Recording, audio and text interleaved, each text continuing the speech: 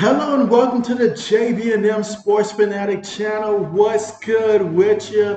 And so here we go, Sunday night football, and what a day of football it has been. And so we've got kickoff already on the way here. Steelers with the football, Najee Harris trying to get some positive yards here, and he turned the play that I thought was going to be a negative run into some positive yards there, 4 yards on the run. He needed to definitely get off to a fast start here. And so we've already got Braden. Braden, what's good with you? Braden says, hey, JB. And so again, we've got the Steelers and the Raiders here today. And so hopefully this game will turn out to be a great one here. Two teams that are currently 1-1 in the AFC. And so let's see how this game gets going. Braden says, you can't believe you guys won today. And so, yeah, I was shocked. I was shocked because the game was looking like the Saints were going to win. But then the last I saw was when Derek Carr got hurt. And so just thankful that that's not too bad for him. I know he might miss some time, but certainly not the worst case scenario there. But congratulations to your Packers pulling one off. And so Phoenix, what's good with you? Phoenix says, let's go, JB Nation and members. Lewis, Lewis, what's good with you? How are you? Meanwhile, we've got 31 here for the Pittsburgh Steelers, picking up on the center, gets into the up back, and he's going nowhere. And that's Connor Haywood with the carry, but he doesn't gain a yard. So fourth down is coming up. So how about that for the Raiders? Absolutely. Lewis, I surely hope that you did not watch the Bears versus Chiefs game. I think you know better than to watch that one. That one was not good. But JB's happy. It may not have been pretty, but both of JB's team have won, so I'm happy about that. But man, was it not pretty.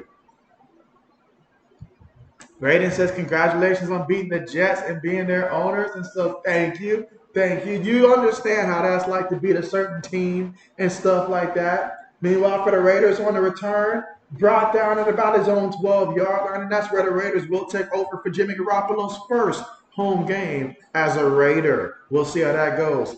Phoenix says, JB, how are those vocal cords? Well, I'll tell you what, Phoenix, I did get a good amount of rest since then, so I'm feeling good. You know, I'll try to keep it more neutral today, but after yesterday, Lewis, I know you missed it yesterday, but you should have seen it. JB was as fired up as ever during that game, so it was very stressful. It was very stressful. If you would have took the under for that one, you'd have been very happy. Oh, man, what's good with you? What's good with you? How are you doing? Meanwhile, first and 10 there for the Raiders from their own 12-yard line. They're going to go five wide. Jimmy looking. Jimmy throws it. Gets the completion there to Devontae Adams. And when you got a guy like Devontae Adams, what more do you need? What more do you need? Absolutely. Let's see. Lewis says we're going with the under 45 tonight. I agree. I agree. I feel like this is going to be an under type of game here. We've got two quarterbacks that, quite frankly, they're not going to be taking a lot of deep shots in this one. And I do think the defense will be pretty fired up. So I can see this being a low-scoring game. Meanwhile, for the Raiders, they're going to feed it to Josh Jacobs there. I'm still getting used to Josh Jacobs' different jersey number here, by the way. And he picks up 2 yards up the middle. Third down coming up. You got 3rd and 3 for the Raiders from their own 19-yard line. Let's see. Old man says an ugly win, but we'll take it. Absolutely. Absolutely. Because if there's one thing that we know about seasons, whether we're talking NFL, whether we're talking college, it's very early. It's very early. And we know that all it takes is for a team to get hot at the right time. And so for right now, just get as many W's as you can. Old says, JB, tell Mr. JB to relax on his team. You need this W. He feels he needs the W. Meanwhile, Jimmy G throws it near Devontae Adams. He may be Superman, but even he can't get to that football. Incomplete. Fourth down coming up. So far, both offenses have had the football, and neither offense really able to get much going. And so we're going to have the punt team come out for the Raiders. But yes, lots of football has taken place so far here today. You guys let me know what game stood out to you guys today. I mean, shout out to the Arizona Cardinals, right? I mean, who would have thought the Cardinals would have did that to the Cowboys?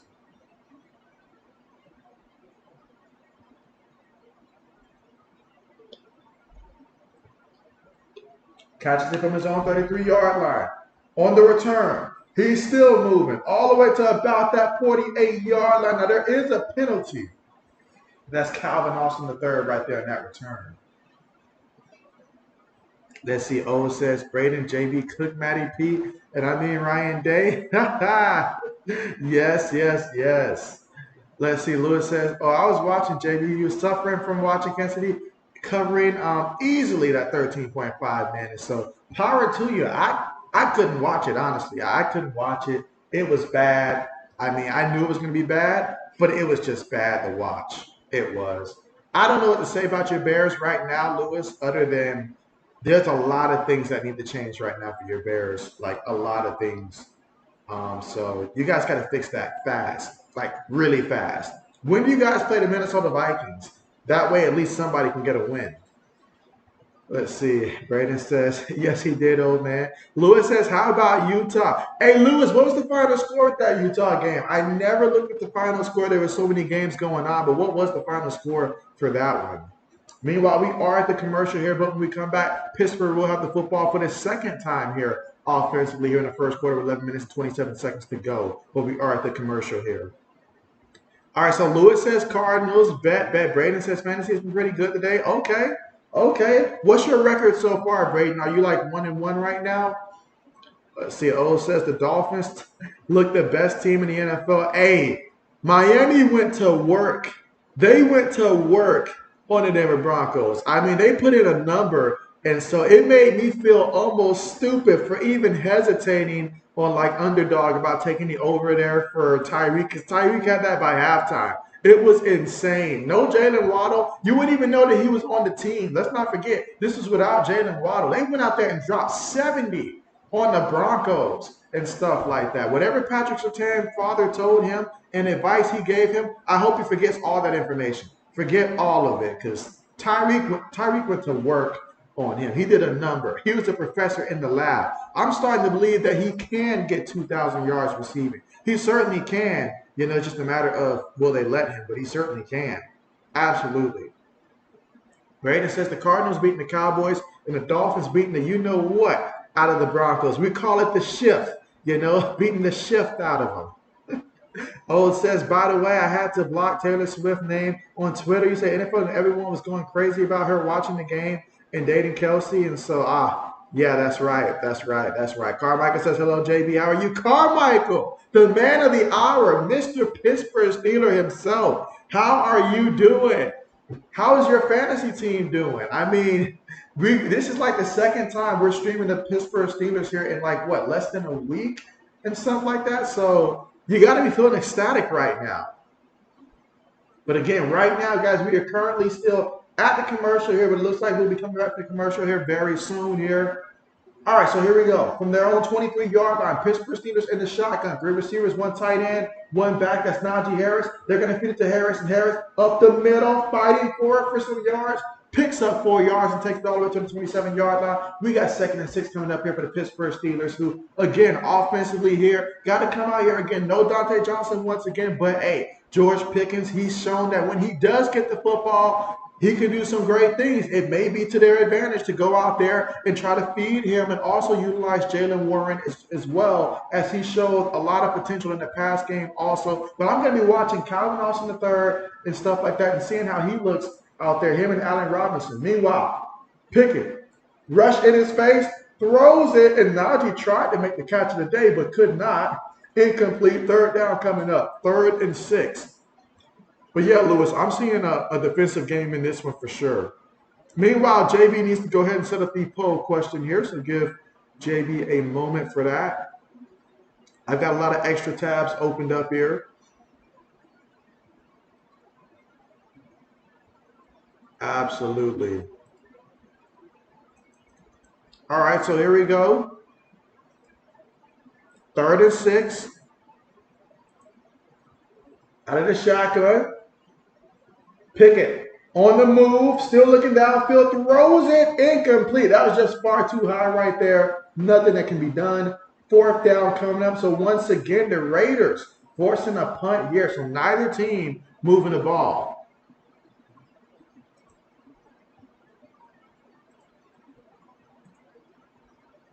All right, let's see. So Lewis says Utah 14, UCLA 7. That's a lot more defense than I would have anticipated early on. All right. Carmack says you're going to be in and out since the Steelers are playing. Gotcha. Gotcha. O says that has to say something about the Pats defense, JB. It does. I was thinking the same thing. Meanwhile, the Raiders on the return, and that's Carter here. And so the Raiders have come out offensively here in the first quarter with 10 minutes and 27 seconds to go, looking to see if they can get some things going and try to get the first points of the game. Braden says Justin Herbert had a huge game today, and hey, I needed that. I needed that for my fantasy football team. Now, I'm upset that I didn't have, Keenan Allen, because, my man was getting targets and stuff like that. I didn't have Mike Williams, although I know that he got carted off the field. I hope he'll be okay.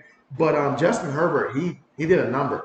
He did a number on them. But it came down to coaching, and I was curious how this game was going to play out between the Vikings and the Chargers, as honestly, both of those coaches – I feel like are kind of sort of holding their teams back, but I guess it was the lesser of two evils, I guess. So the Chargers found a way to win because somebody had to win, and Justin Herbert was just flat out balling. Flat out balling. Lewis says San Francisco versus Buffalo is his Super Bowl prediction. Okay, and Buffalo took care of business, 37-3, forced, I think, 5 turnovers. So they got after it. Every time I looked up, it was a big play happening for Buffalo. Washington got crushed. They got crushed. Oh, says I'm glad you took Hill in your $50 draft. Smart decision. Smart decision. I know you're also glad that you took Justin Jefferson as well. I know you're glad about that. I think he had 40-something points for you in fantasy, if I'm not mistaken. Insane. Insane. Let's see. Oh, says you got 158 points in your $50 league. Okay. You got one more player that plays tomorrow. Okay, you're 2-0 with a chance to go 3-0. Look at you. Look at you where you were last year and look at you now. It's a difference. It's incredible what 1 year can make. Braden says Justin Herbert had a huge game today. Oh, says Josh Allen didn't look all that great today, but their defense locked up. Carmichael says Kenny ain't going to be able to do anything if that offensive line ain't going to block. You want Matt Canada fired after today? Braden says they should have fired him. I thought they was going to last year in the offseason. To be honest with you, I thought that they were going to consider it. Meanwhile, JB's going to put the poll question up. I know I'm late. But again, the score right now, 0-0.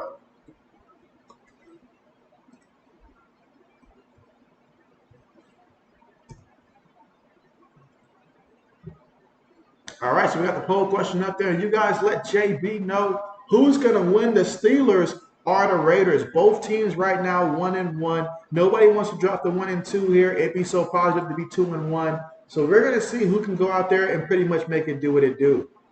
Carmichael said you'd rather have AB be your offensive coach. And so, oh, man.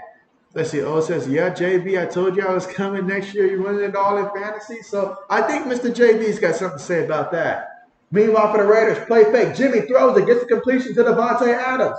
That's too much space for Adams right there. You leave him that wide open, he's catching it every single time.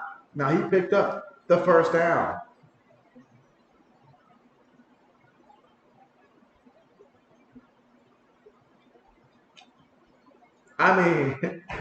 Old dude was so far off of Adams. I get it, you got the respect, but you still got to be near him. Way too much space right there. All right, so they're saying he's a yard short. So we got 2nd and 1. Jimmy G's in front of the center, multiple tight ends here.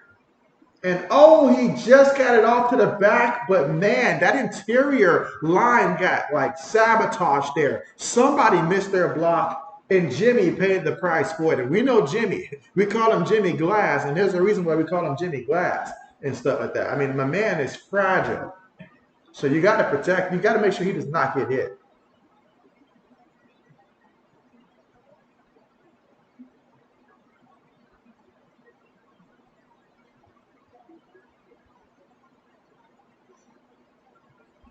Let's see. Lewis says first team to 20 wins. All right, here we go. Shotgun formation here. Jimmy G looking.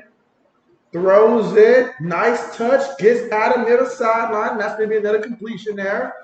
19 yards. They told me don't draft Devontae Adams. Everybody's saying don't draft him in fantasy. He's going to be playing with Jimmy G, all that stuff. But Adams is going to be Adams now. Unless his quarterback is Zach Wilson, that would deter me from using him. But other than that, anybody else, I'd still make the move. I really would and draft him. At the right price, of course. Lewis likes the Raiders. Okay. All right. This time, Jimmy's up under center. Three receivers, one tight end, one back in the backfield. Going to head to the back. And Josh Jacobs still fighting for it there. The ball is out. The ball is out. I think it's going to be Pittsburgh's ball. Let's see what the officials say. It is. It is. So Josh Jacobs right now is making a lot of people across fantasy football and across Las Vegas Nation very upset right now.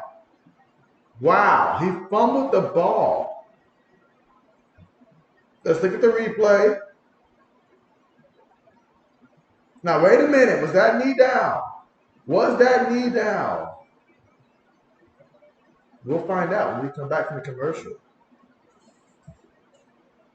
Let's see. Braden says Adams making it look easy. Braden says, okay, Carmichael. Braden says fumble. Let's see, Carmichael. What did Carmichael say? Carmichael said, all right. Yeah, I was trying to see the comment there. Let's see. Oh, it says it's Steelers ball. And so, oh, yeah.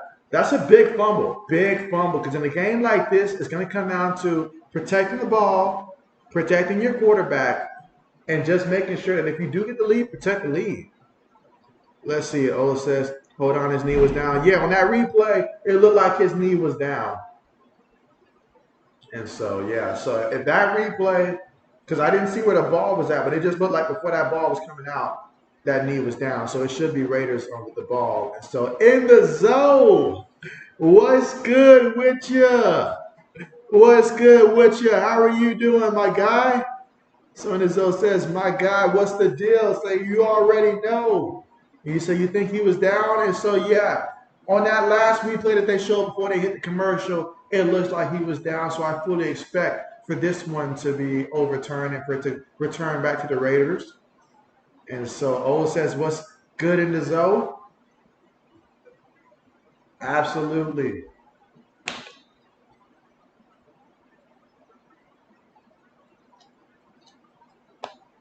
But yeah, there was a lot of great football earlier in the day today. How about the Cleveland Browns? Like, I didn't know the Browns had it in them and stuff like that, but Watson finally went out there and he looked decent. He looked decent. Now, can he keep that going the rest of the season? We're going to find out, but he went out there and he looked decent. He got the W. Indianapolis, they beat Baltimore. JB called it. JB called it. Now, at the time, I wasn't sure if Anthony Richardson was going to be a part of that or not, but they did get the W. I mean, Zach Moss, he seems like a whole different person.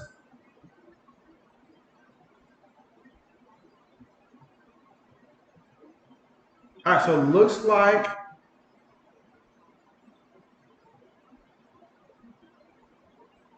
looking at that replay there. And the zone says, man, what about Miami? Miami put out a warning.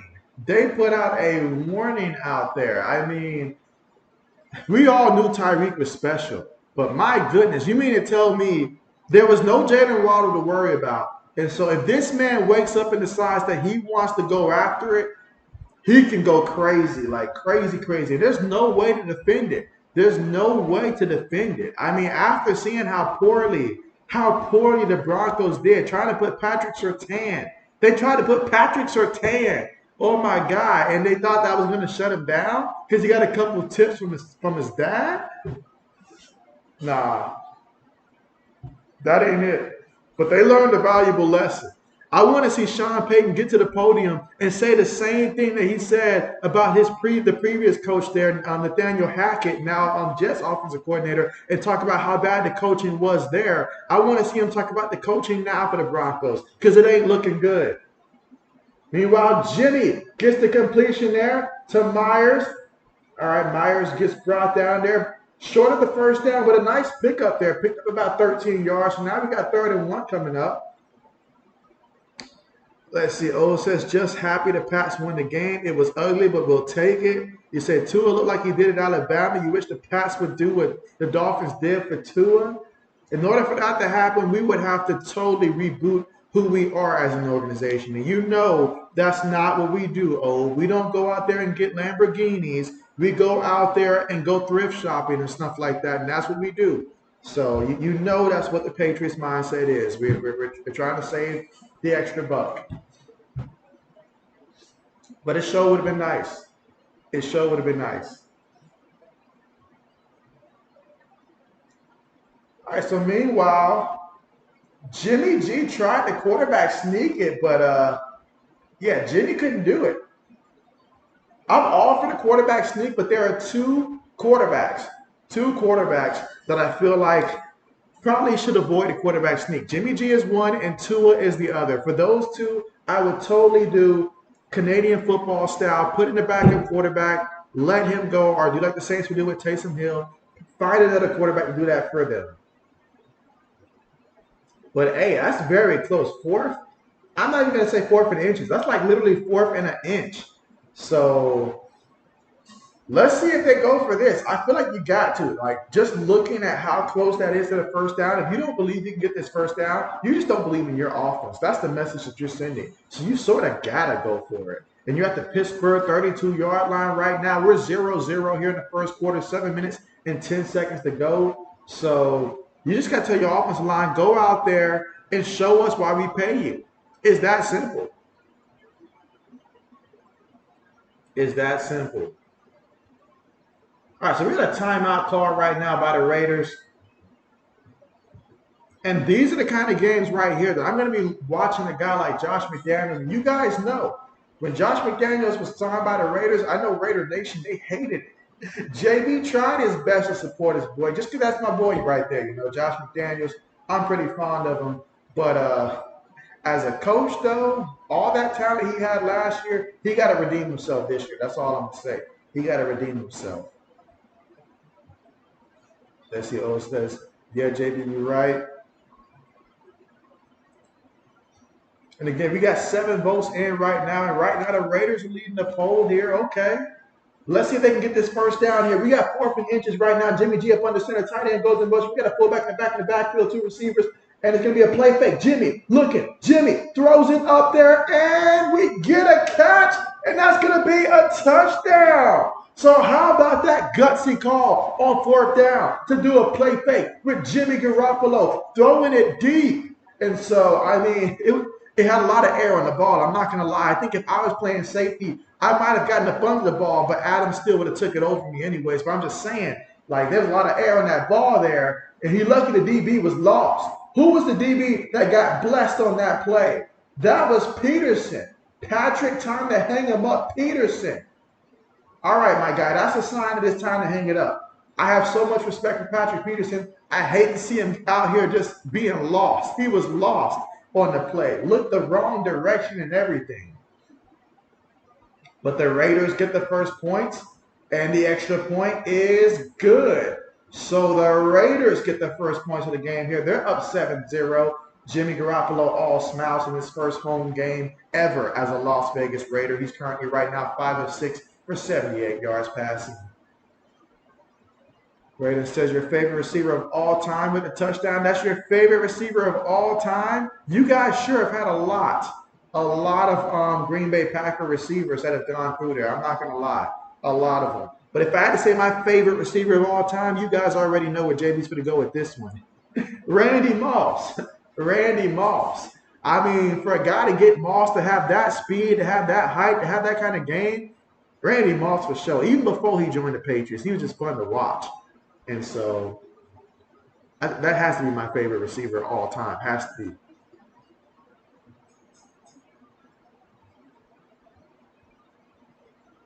Let's see. Lewis says Braden Young. Speaking, I know this has nothing to do with that, but hey, shout out to my guy CJ Stroud out here trying to prove the doubters wrong who say that you can't play an Ohio State quarterback, that they don't do well in the NFL, yada, yada, yada. And they say he was going to be a bust, yada, yada, yada. And I know it's just one win, but this is back-to-back weeks that C.J. Stroud has gone out there and he has looked solid. Now, Houston, they ball. Houston has balled. Absolutely. Braden says, I thought you were going to say Jerry Rice. And so Jerry Rice is the best receiver of all time. Don't get me wrong. Favorite and best, 2 different things right there. Best, Jerry Rice. But my favorite has got to be None other than Randy Moss. None other than Randy Moss. Now, after Randy Moss, I think I might put Calvin Johnson honestly up there next. Because I mean, Calvin Johnson, he did some amazing things. Some amazing things. I just wish he would have played a little bit longer, but he did some amazing things. Absolutely. All right, let's see. Oh, it says Mac Jones became the second fastest Patriots quarterback to reach 7,500 career passing yards, doing so in 34 games. Only Drew Bledsoe did it quicker at 31. Tom Brady took 37 games. And so, good old Drew Bledsoe. Let's see. You say, I know he's not Tom Brady, but people really think Zappe is better or Mac is the worst quarterback. And so, hey, if there's one thing we know about fans, well, two things you can always count on. You'll get hate when it comes to sport fans, and you'll get hate when it comes to politics. It's just in the nature of it and stuff like that. I mean, if you're doing anything worth doing, they're going to turn on you. It's the same way in college sports. If everybody's rooting for you, that probably means you haven't done anything already. But the moment you consistently start to win, then everybody's going to be against you. That's just how it is. Let's see. Oh, it says, what's crazy is Jerry Rice could have been a Patriot. Tell me more about this. Oh, tell me more about this. I still, to this day, want to get one of those Jerry Rice. I know he's famous for his time with the 49ers, but I want one of those Jerry Rice Raider jerseys. That's what I also want one day. To think that both Jerry Rice and Randy Moss both played for the Raiders. Interesting.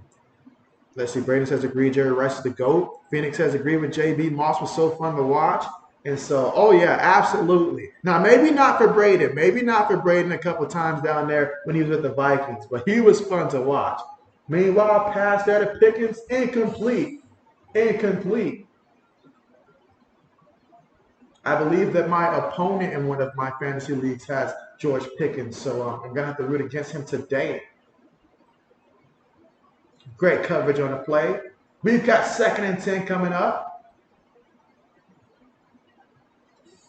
Let's see. You said Pats traded 49ers to pick. Jerry Rice got drafted, if you remember. And so definitely do confirm that if you can for us, because that is huge to think of what could have been. Meanwhile, Jalen Warren gets to carry off the left side. He picks up 3 yards from the play, taking to the Pittsburgh 28-yard line. They got 3rd and 7 coming up. Kenny Pickett has yet to complete a pass so far in this one, and we're still here in the first quarter with under 7 minutes to go. All right, let's see. Braden says Mac Jones hasn't played bad this season. You said, well, he did fake moon us. That is true. That is true.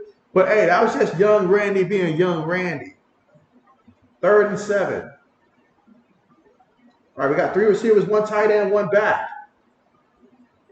Pickett throws it. And, oh, my goodness, look at that. Look at that. That's going to be a touchdown. That's going to be a touchdown. And Kenny Pickett says, take that, JB. He says, take that. But wait a minute.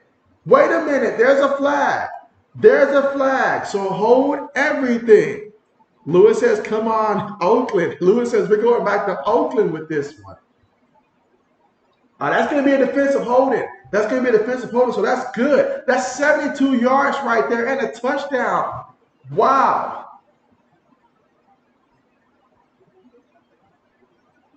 Wow. What a big-time play. They say big-time players make big-time plays. And I'm not going to say that about my man Calvin Austin III, but that was a big-time play. But, man, I mean, look at that. Look at that. The safety was moonwalking. Is it just me? Correct me if I'm wrong, but I feel like the Raiders have not really consistently had a solid safety in the secondary ever since going back to when I think, because Charles Woodson did return, I think, for them. So maybe Charles Woodson, and before him, Rod Woodson. I feel like those were the like 2 solid guys that they really had at the safety position, and they've been trying to find a safety for years back there. I remember they drafted Michael Huff back there, like way back in the day, back around Vince Young era and all like that. That didn't work out. So they've been looking for that safety. I could be missing somebody, though. Lewis says, where was the safety? Lewis wants to know as well. Where was the safety? Braden says touchdown. Let's see. Oh, it says the 49ers traded their 1st, 2nd, and 3rd picks for the Patriots for 1st and 3rd. Okay. Even back then, we're trading back. Even way back then, we're still trading back in the draft. Doesn't that make you feel good? All right, so we're all tied up right now, 7-7 here in the first quarter with 6 minutes and 12 seconds to go in this one. And make sure if you haven't done so already that you go ahead and press a like here on the stream as well and subscribe to the channel if you're not subscribed already.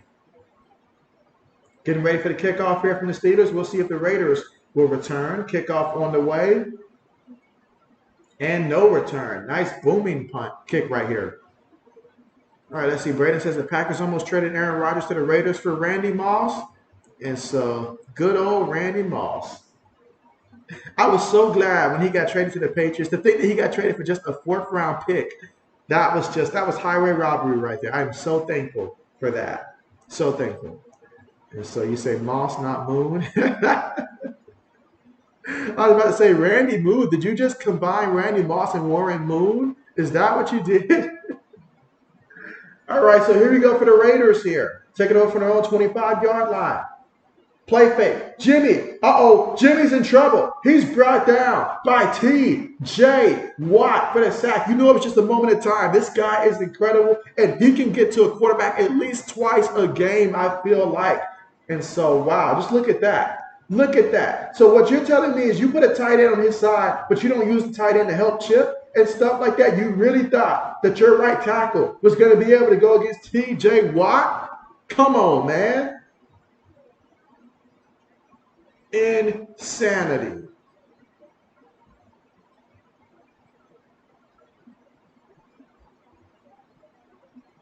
Second and 18. Jimmy looking, throws it over the middle. And I don't know how he found his man, but he did. I don't know how. I didn't even know he had a guy in there, honestly. I just thought he threw it in there. But he got the completion there.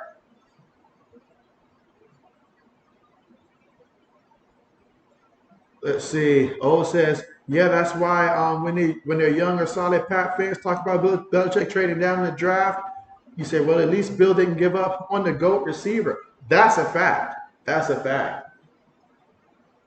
Let's see. Braden says, well, we have been saying the word moon a lot tonight. That's a fact. Yes, that's a fact also. Here we go. 3rd and 5 for the Raiders. Jimmy gonna throw it up there. A nice touch, but unfortunately unable to connect there, and that's going to bring up a 4th down. So just like that, the Steelers defense gets them off the field as Kenny Pickett fixes his hair, gets ready to get back out there and see if he can make lightning strike again.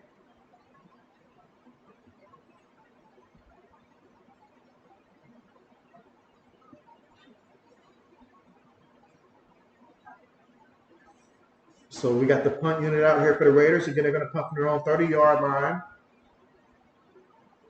Punt on the way. Caught from his own 19. He's at the 25. And he's going to get brought down here. And Calvin Austin III is doing everything tonight so far, it looks like. From big plays to punt return. He sure has his work cut out tonight. But, hey, it can be the perfect coming out party for him.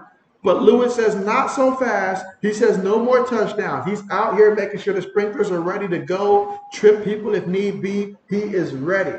He says, no more scoring. Again, here in the first quarters, we're all tied up 7-7.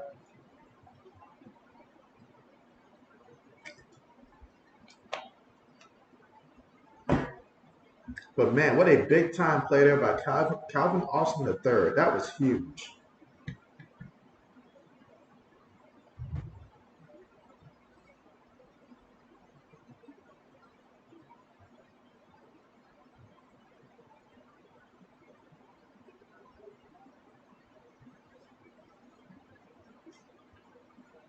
Let's see. Lewis says Ohio State don't play Georgia this year. Why?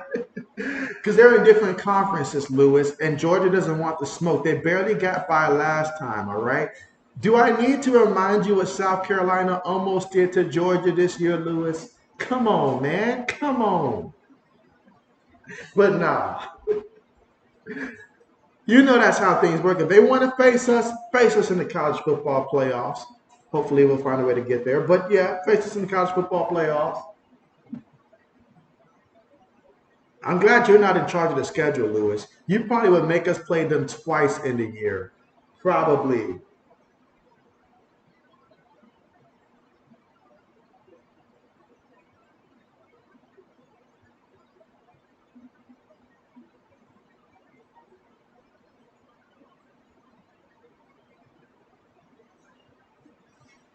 You say JB.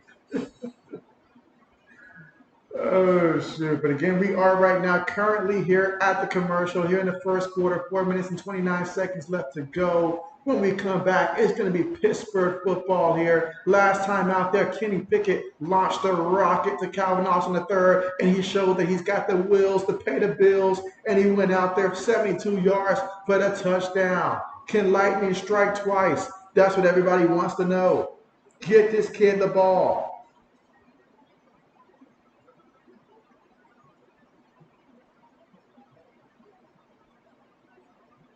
All right, so returning back to the action here.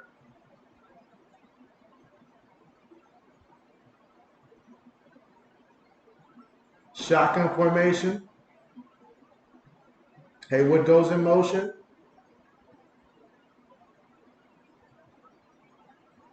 Takes the snap, looking, throws it, and oh my goodness, are you serious, bruh? You literally had a pick six in your hands. Marcus Peters, what's wrong with you? Bruh, the ball was right there. Like, it just, how do you drop that? How do you drop that? It was literally right there. Bruh, Google how to catch the football. Oh my goodness. Look, it's literally right there. You had points, bruh. Oh my goodness. Braden says Marcus Peters dropped the pick six. Oh my goodness. He's working out with the receivers this week. I'm sorry, he has to do it. Najee Harris up the middle. He's going to pick up a couple yards in the play. 2 yards, takes it to the 27-yard line. Now we got third and 8 coming up for Pittsburgh 27-yard line. Insane. And so Braden says that's why he's on defense, JB. Absolutely. Absolutely. It shows. But yeah, Braden, check out how many points Calvin Austin III currently has right now in fantasy football. Just take a quick look in our league at how many points he got off of that big play. That is insane. Meanwhile, the shotgun here. Pickett throws it, gets the completion to George Pickens, and a first down. That's going to be a pickup of about 15 yards on the play. Braden says, Google how to catch a football. That's JB 2023. Absolutely, because the kid has no idea. None whatsoever.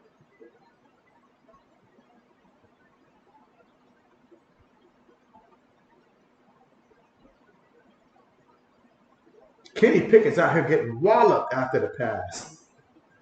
All right, from their own 40-yard line. Receiver goes in motion. Snaps it, feeds it to Najee Harris. And Harris going to get brought down by Marcus Peters and company here. There was once upon a time where Marcus Peters was like, he don't like to tackle, but he's back there making tackles now. Insane.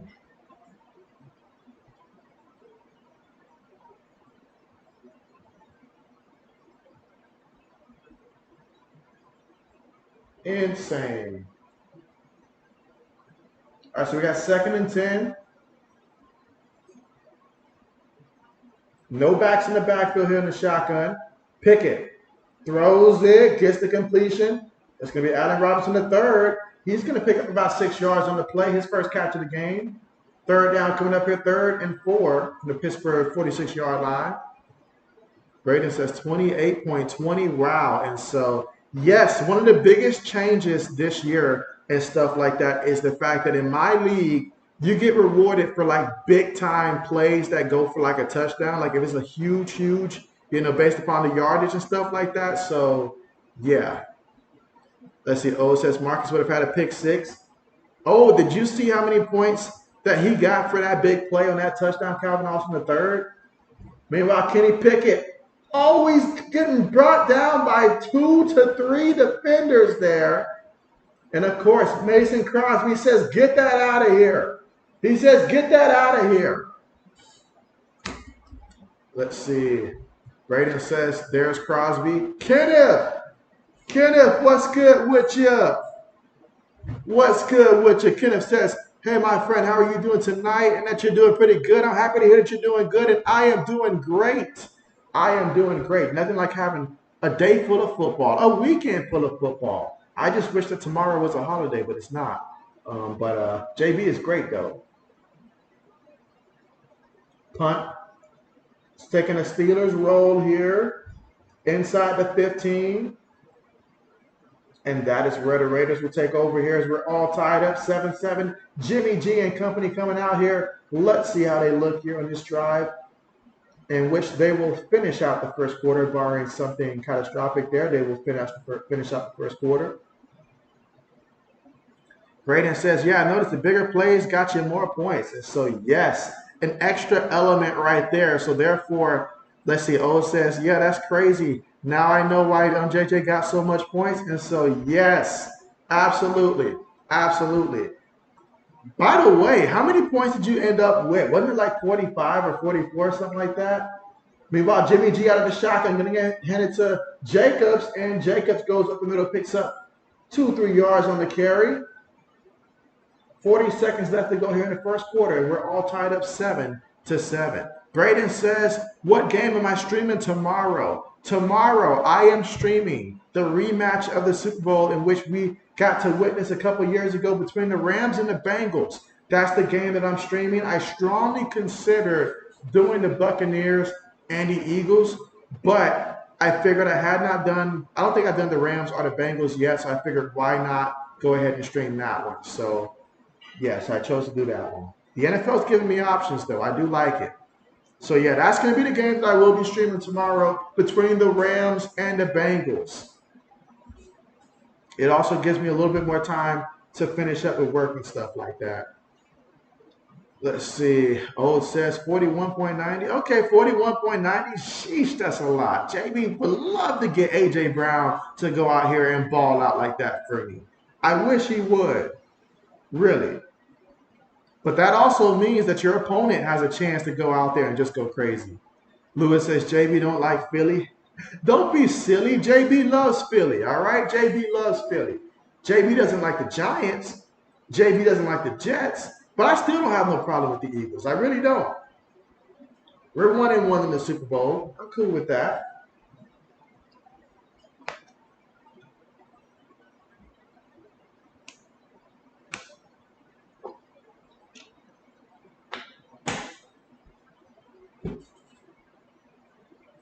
Let's see. And again, we are still at the commercial here because it's the end of the first quarter, and we're all tied up in this one 7-7.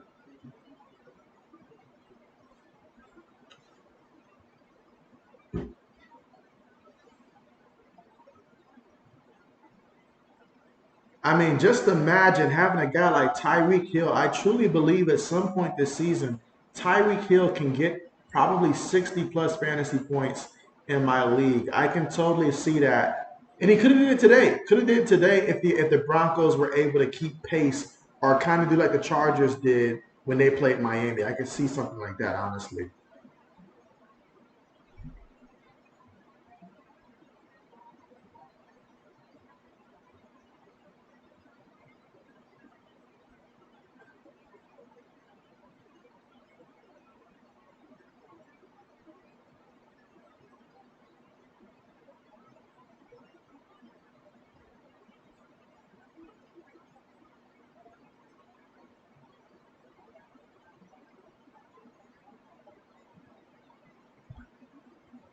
And again, we are right now currently at the commercial.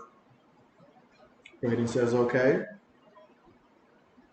That's right. We'll be streaming that. And also, let us not forget, I know we don't typically look into the next week too early, but on Thursday, Braden, I believe your Packers play the Lions on Thursday. And so I'm looking forward to streaming that one. I am looking forward to streaming that one. Oh, it says, just imagine if you somehow got Justin Jefferson and Hill on your team. Oh, man. That would be, I'd have to question everybody else in the league because that means somebody passed on him or somebody traded him if that was the case. So I would have to really see who else was in the league. All right, so we got 3rd and 1.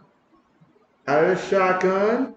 Throws it, and it's going to be completed to guess who? That's right. Devontae Adams with another catch here. 6 yards and a first down for the Raiders. They're at their own 29-yard line. Braden says, yep, can't wait for that game. Lewis says, Lions versus Packers. You say easy over. I do hope that Christian Watson will be playing because he is on my fantasy league. In both of my fantasy leagues, I got Christian Watson. So I need him to go out there and the ball out. Meanwhile, Jacobs, oh man, look at that. Jacobs gave somebody the business on that play. 93 was on the wrong receiving end of that one. That's what happens when you get in front of a semi truck right there. That was bad. Wow. Yeah, he's going to want to avoid that one on the film. That's for sure. Braden says, hey, I drafted way better this year in your league, JB. And so, well, that's great. That's great. That's great. We honestly had less teams also this year. Like, I think, what, 2 less teams? So that does help because that's more talent for everybody else to choose from. Meanwhile, Jacobs picks up about 3 yards on the play.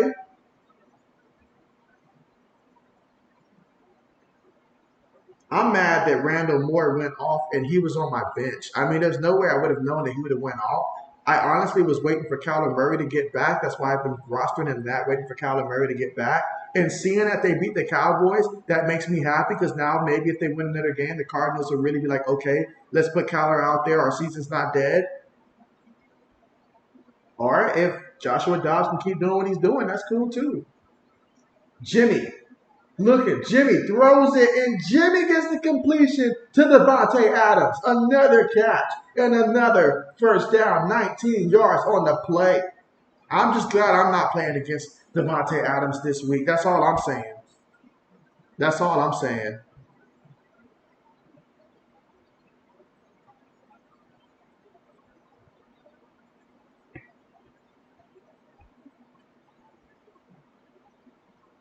And I tell you what, AJ Brown better go off tonight. Tomorrow. That's all I know. I've been waiting for this man to go off. He was my first pick in fantasy. He better go off. Is all I'm saying. The Raiders are in the shotgun. Jimmy G in the pocket. Jimmy taking a deep shot. And it's going to be incomplete on the ball there to Myers. But there is a penalty. There is a penalty.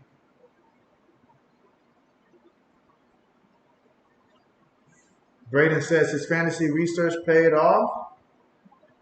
Well, let's see what it results in. Braden, what's the goal? Is the goal a championship this year, or is it just to make the playoffs? The work is not done. The work is not done. I'm sure Jokic would agree with that. The work is not done.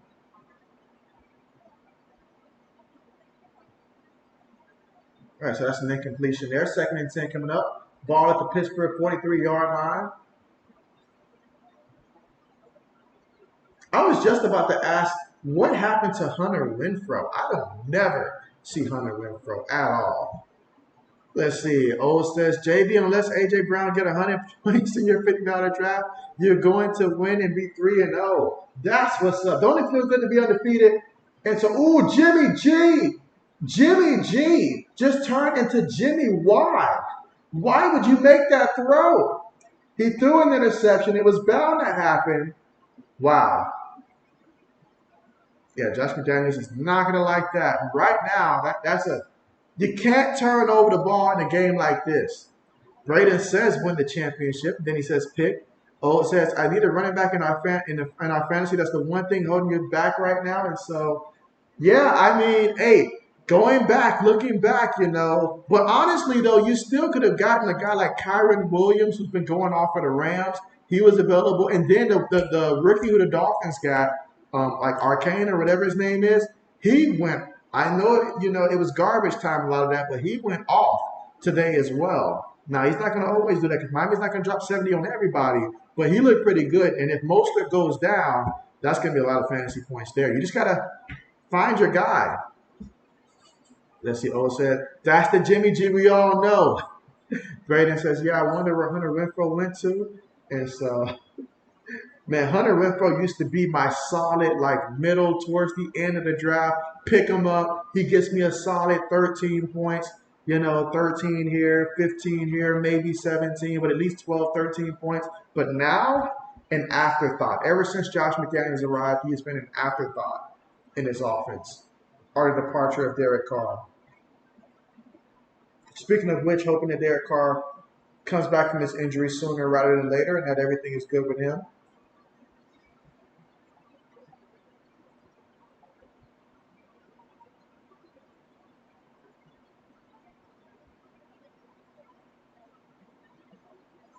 Let's see. Braden says, yes, someone in your league, JB, has Tua and Mostert. Someone's got both Tua and Mostert. Well, I'm glad that they wasn't able to package Tua and Tyreek or stuff like that. Otherwise, that would have been insane. That would have been insane. O says, what I'm hearing, the more than likely will get traded this offseason. I'm sorry, this season or this offseason. Speaking of getting traded, what's going on with Jonathan Taylor? Is there any new news with Jonathan Taylor and stuff like that? Because Zach Moss looks great. Indianapolis has got to be tired of dealing with him. They can get a lot back in return for Zach Moss. I'm sorry, for Jonathan Taylor. So any updates from that side of the house there?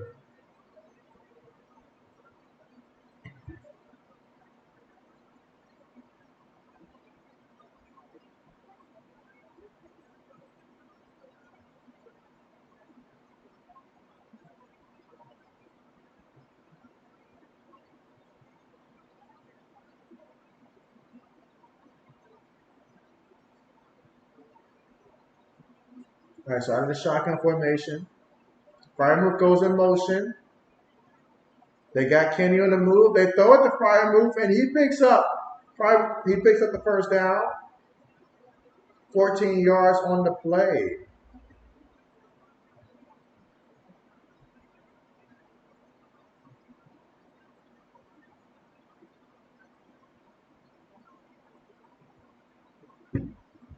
Let's see. Braden says, I heard no team wants to give them a first-round pick for Taylor. Are they still going on about that first-round pick stuff? They got to let it go. Let it go. Lewis says, ouch. All right, here we go. Quick pass, caught. And so, ooh, wow, I see what he's talking about here. I see what he's talking about here. Inspired by that play right there, I want you guys to tell me in the comment section the hardest hit that you ever seen in an NFL game. Like just the hardest hit that you ever seen in an NFL game. What player delivered that hit? And if you remember who he hit, let us know that as well. So the hardest player, or maybe if not the hardest hit that you've seen, just a hard hit that comes to mind. Najee Harris with the carry. Najee fighting for yards here. Okay. Nice pickup there. Picks up about 7 yards, 7, 8 yards in the play. We got third and short coming up. 10 minutes and 50 seconds to go here before the half. Braden says, I wouldn't mind if you guys traded for him, if the Packers traded for him. I would mind, Braden. I would mind because that would mean that my pick of Aaron Jones in my other league wouldn't matter. Lewis says, all the big buckets hits. Okay. I can think of many hits and stuff like that were delivered by guys like, shoot. Let's see. Braden says the Juju Smith-Schuster on Vetez Perfect. Hey, now, that was well-deserved. That was well-deserved. Sure, I can think of the Brian Hawkins hitting Reggie Bush. I can think of that. Ray Lewis hitting Chad Johnson. I can think of that. Ed Reed hit so many people. How about the time that the late Sean Taylor, when he lit up that punter for the Buffalo Bills, I forget his name, but in the Pro Bowl, like Sean Taylor just lit him up. They don't play like that anymore in the Pro Bowl for reasons like that. They do not play like that anymore.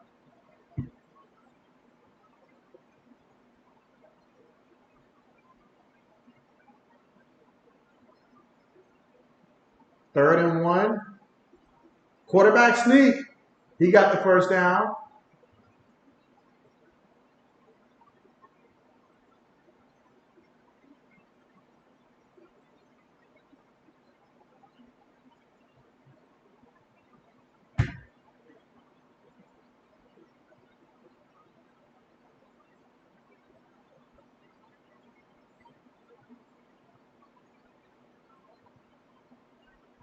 All right, so we got a penalty here. Unnecessary roughness called against the Raiders. And that's going to be called on Max Crosby here. So let's see. We look at the replay.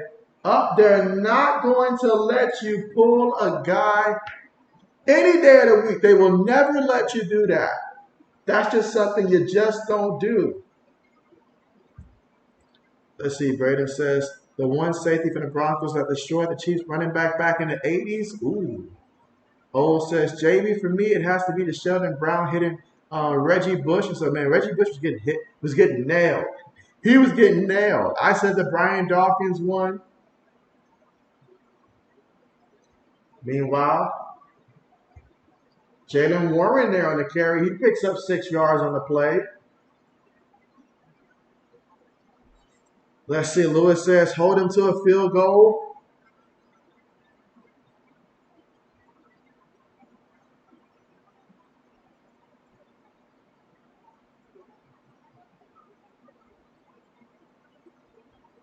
Let's see what they do. 2nd and 4. Pickett's up under center. Going to feed it to Warren again. And this time, Warren is going to lose a yard or 2 on the play. 2 yards on the play. Tackled by Jenkins. 3rd down coming up here. 3rd and 6 from the Raiders' 25-yard line.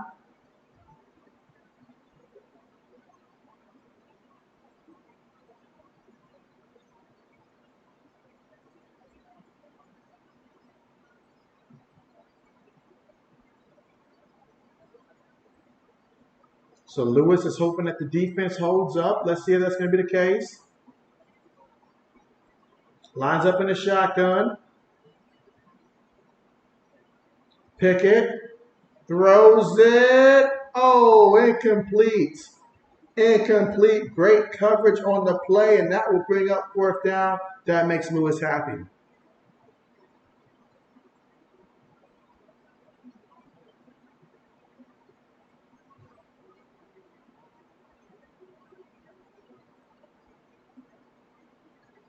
Lewis says, good, now miss it. And so, man, Lewis, gee. Lewis says he's not on anybody's side here.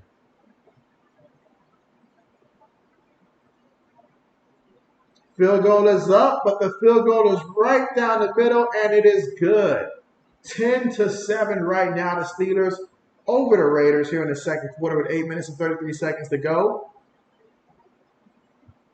And so far in this one, Kenny Pickett, he is 5 of 10 for 105 yards and a touchdown. Meanwhile, Jimmy Garoppolo, 9 of 13 for 123 yards, 1 touchdown, and 1 interception.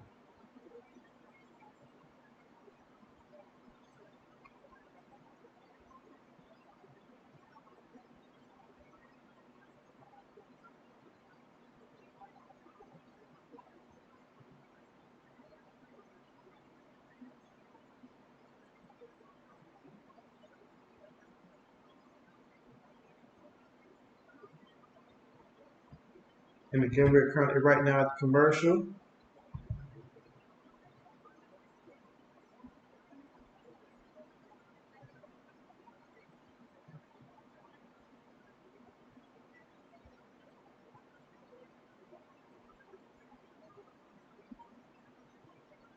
Phoenix says, what about best running back running through somebody like when Bo ran through the bars? And so, yes, because Bo knows. Bo knows. And so, absolutely. I mean, if we're thinking running backs and stuff like that, whew, running backs get involved in so many big contacts, when you kind of think of it. But there's just so many hits that have taken place, so many hits.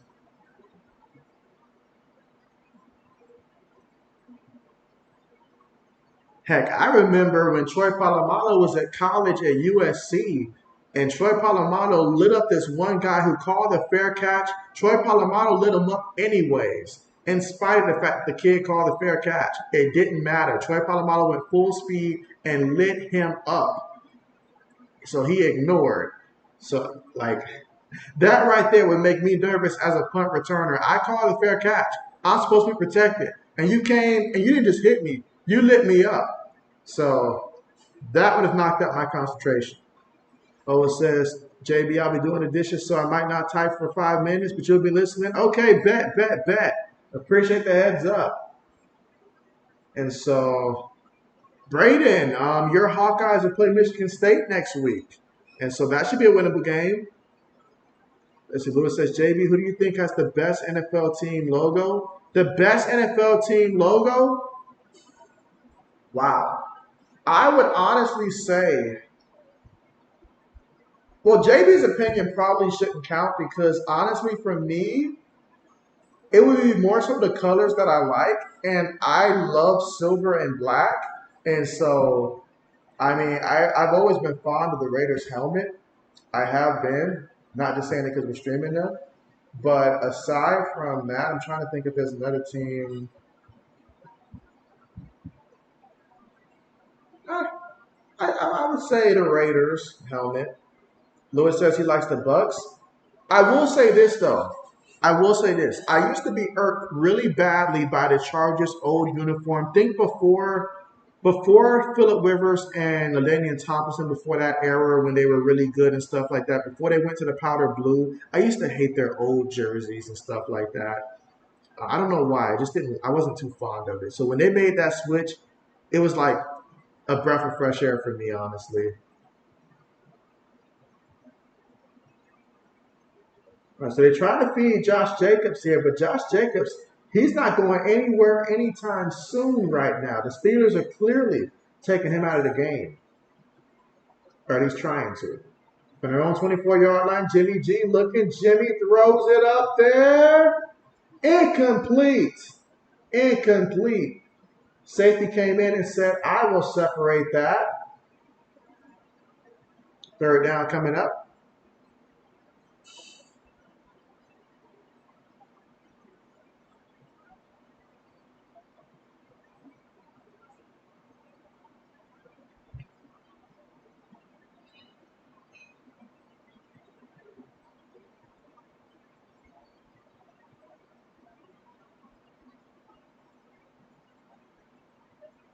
All right, so we got third down and 11 here.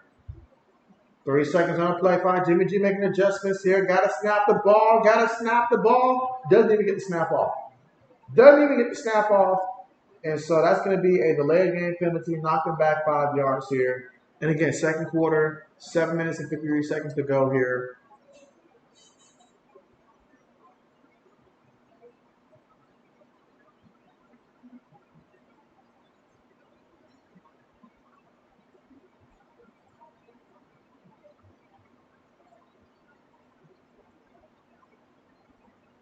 So we got third and 16 here. Three receivers at the top of the screen. Jimmy throws it, gets the completion down to his back, and he's trying to get to the first down, but he's going to be short by about 4 yards on the play. Nice pickup, but not nice enough.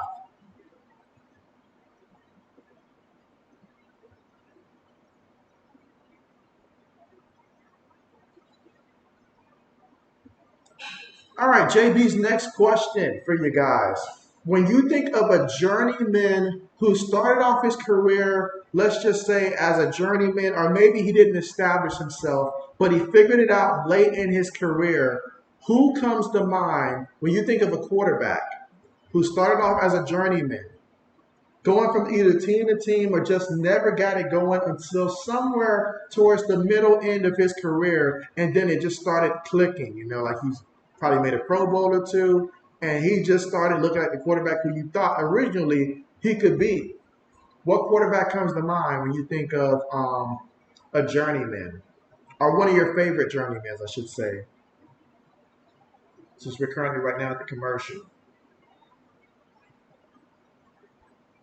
I'll throw out one of my favorite journeymans since I've been watching football would have to probably be, I would say Rich Gannon. I would say Rich Gannon. Rich Gannon, I mean, his time at the Raiders, considering what Rich Gannon had, and so Phoenix. Phoenix, did you say Rich Gannon? I feel like you put it up there right at the same time that I said Rich Gannon. And so, great minds think alike, though.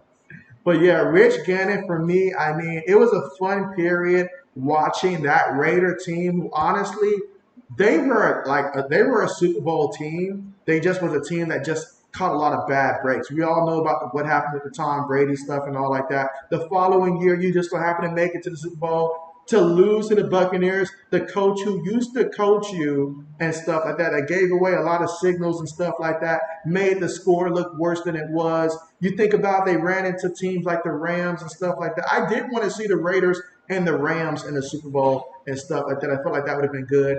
But teams like the Steelers back then, pretty good as well. So, but that Raider team was fun because they had like a bunch of veterans and stuff with it, a bunch of veterans on that team, and so it was fun to have Jerry Rice, which you guys know, very fond of Jerry Rice, Tim Brown, fond of him, Joey Porter at that time I'm sorry, Jerry Porter at that time was very good.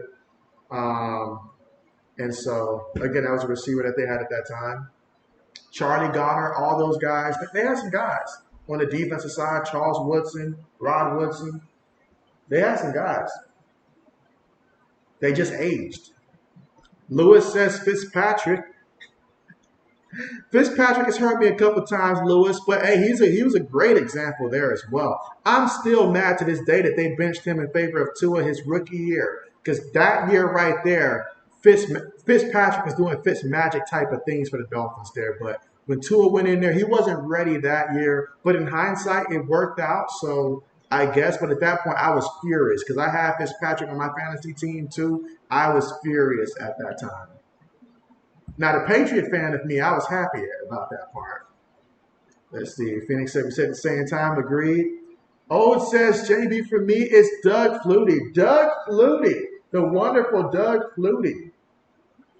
Meanwhile, pass on the sideline, gets the completion there to George Pickens. Okay, that's 13 yards in the play and a first down.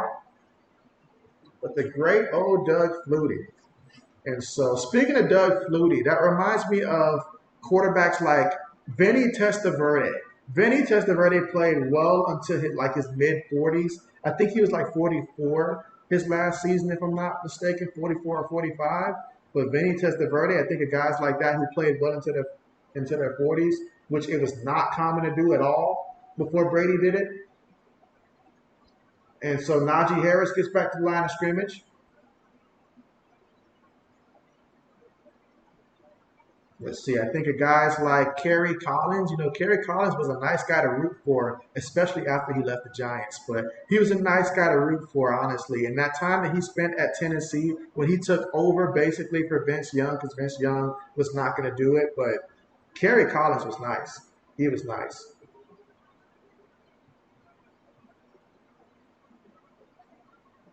Out of the shotgun, Kenny throws it, and this time it's incomplete. This time it's incomplete. Let's not focus too much on Pickens now. It's going to hurt JB's other fantasy league here. Let me see if I still have any hope.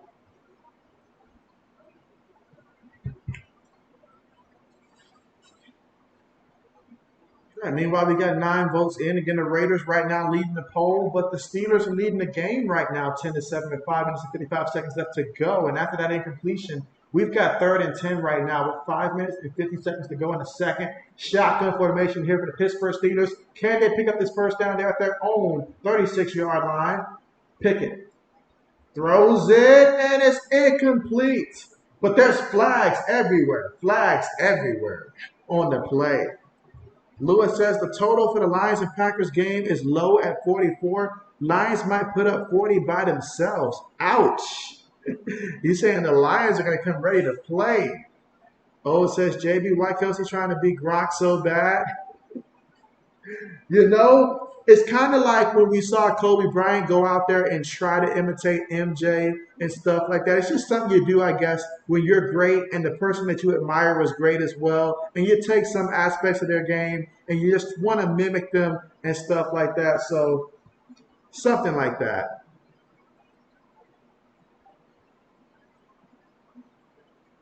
I've been waiting to see Mike join the stream. I wanted to congratulate Mike on his Buffalo Bills winning. Meanwhile, the Steelers going to hand it off to Jalen Warren, and Jalen Warren picks up about 11 yards on the play and a first down for the Pittsburgh Steelers. 5 minutes and 35 seconds left to go. Again, Pittsburgh up 10-7 right now.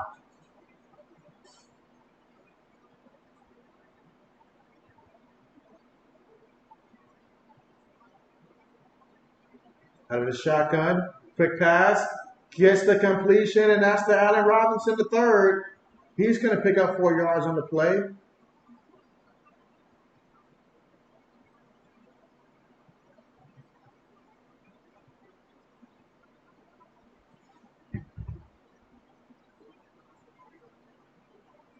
Braden says the Bills look good. Let's see, O says he's trying to be him on and off the field. Yeah, that's true. That's true. The Kelsey brothers, they're gonna rock with that fame. They are. 2nd and 6. Feeds it to the back. And Najee Harris is going to pick up a yard, maybe 2 yards on the play. 3rd down coming up here, 3rd and 4.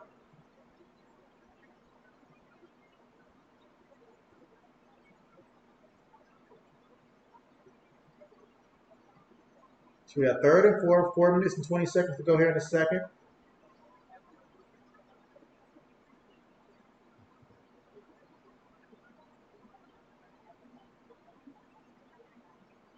Let's see, Phoenix says, how many rushing yards did Josh Allen get? That's a very good question. Let me look and see. Meanwhile, Kenny on the move. Kenny scrambling. Kenny gets the first down. Kenny's moving the legs. And Kenny is going to get pushed out about the 4-yard line. But wait a minute. There is a penalty. There is a penalty. Let us see.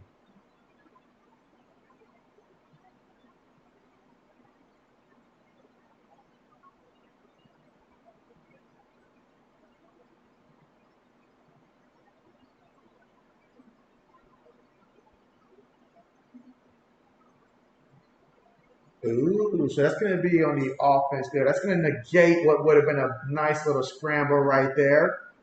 Illegal shift, Mr. Pickens.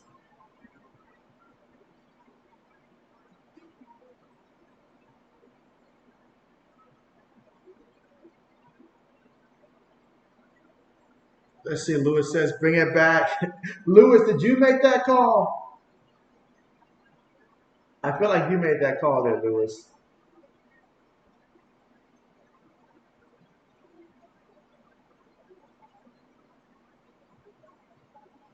All right, here we go out of the shotgun again. Pickett, moving around. Pickett's for the scramble again. He didn't get enough the first time, but this time he's going to get the first down. He says, we can do this all day. Oh, we got a Raiders player that's currently down right now. Medical staff will look at him.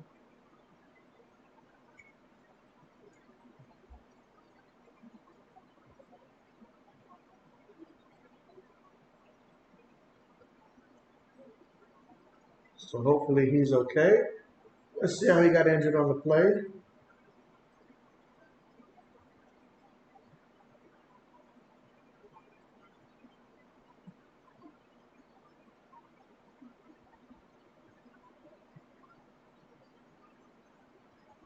All right, so as he got the first down here, JB's curious about this, so I will ask you guys in the chat. I know it's been a while, a very, very long time actually. Too long for JB's liking, but has anybody here ever played like any of the ESPN 2K football games back in the day when they used to put out football games, which you have to go back to like 2004, I believe. But is anybody here familiar with any of the ESPN 2K video games when they were playing, when they were creating football games? And so before Madden took the entire license for themselves. Lewis says, how about them Ducks? And so, Lewis, that's another reason why I'm waiting for Mike to get on, because Mike thought that I was crazy for saying that they're not a top 25 team. And so JB calls it like he sees it. No hate from JB. JB calls it like he sees it. And from JB's perspective, this told me more about, that first game told me more about TCU just not being that great. That's just the reality of it. Let's see, Braden says, only played it once. And so, okay. Oh man, that was JB staple because the last year on that would be Sega, right? Yeah, that would be Sega. Yep. hmm And so, because that was like the last time that JB got to play. And meanwhile, Kenny Pickett's not going to let JB talk. He's going to throw the ball incomplete. Third down coming up, 3rd and 14. But man, that was JB's game. Like that was Mr. JB's favorite game actually, right there. So Lewis says you only played Tecmo Bowl, and so good old Lewis. But yeah, I mean, because back then, I mean, we're talking about the time period from really 2002 to 2005. 2002 to 2004, really. They had all kinds of video games on the market for football. We're talking everything from NFL Game Day, NFL Fever, NFL Blitz, obviously Madden, ESPN 2K. Back then, there was a lot of video games to choose from on the market. Now, obviously, Madden was up there 1A, ESPN was 1B, but their final year, they went out there and they reduced their price to like $20 so more people would play it. So I played it that year and fell in love with it. Everything from the halftime representation to like the crib feature that they had, the celebrity stuff for at that time especially, some great stuff. Some great stuff. Let's see, Phoenix says Sega EA's football was a good game in NBA Jam. And back then, Madden, like everything they have from like the training camp features to all like the franchise features and stuff, they really invested a lot of time back then because they had competition. They really focused on that a lot back then, and so it was like it was a great battle. It was a great battle. All the other ones have to just fall in the background and stuff like that. Like I remember playing NFL Game Day, and the thing I remember the most about NFL Game Day was when a player would basically pull a cramp, and he would like grab his leg and like try to still walk while he's like on the field, and like you can still hit him and stuff like that. It was like some crazy stuff like that. It was insane. It was insane. But they had some of the best like intros to the game. Anyways, though, I do hope at some point that ESPN will be allowed to release an actual licensed NFL product again.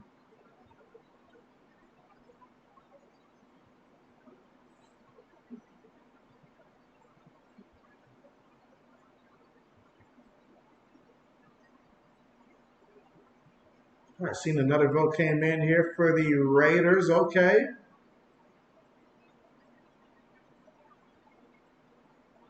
So again, right now, score is Steelers 10, Raiders 7. 2 minutes to go here in the second quarter. And honestly, I feel like the biggest difference so far, it might just honestly be that Jimmy Garoppolo interception. That might have been the biggest difference. Okay, another vote for the Steelers. Okay, the votes are coming in and we're all tied up now on the poll. Okay.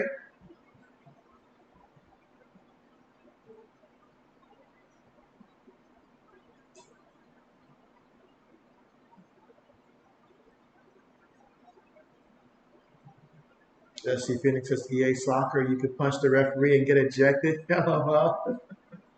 Nice, nice. Yeah, that reminds me. Like I think Madden '98. I think where you can like hit the chain gang and like knock them down and stuff like that on the sideline and stuff. And so I think that was around Madden '98 if I'm not mistaken. So good times, good times.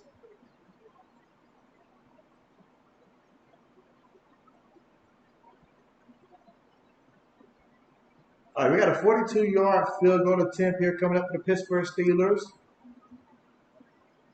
Kick is on the way and it's good. So Pittsburgh now leads 13-7. Under 2 minutes to go. So the Raiders have plenty of time to run the 2-minute offense. You got two timeouts here. Just got to protect the football, make the right decision. Lewis says Colorado going to have back-to-back losses. And so, well, USC is coming up. USC is coming up. And so, but honestly, whatever happens this season, it's already basically a win for Colorado, basically. It's already a win.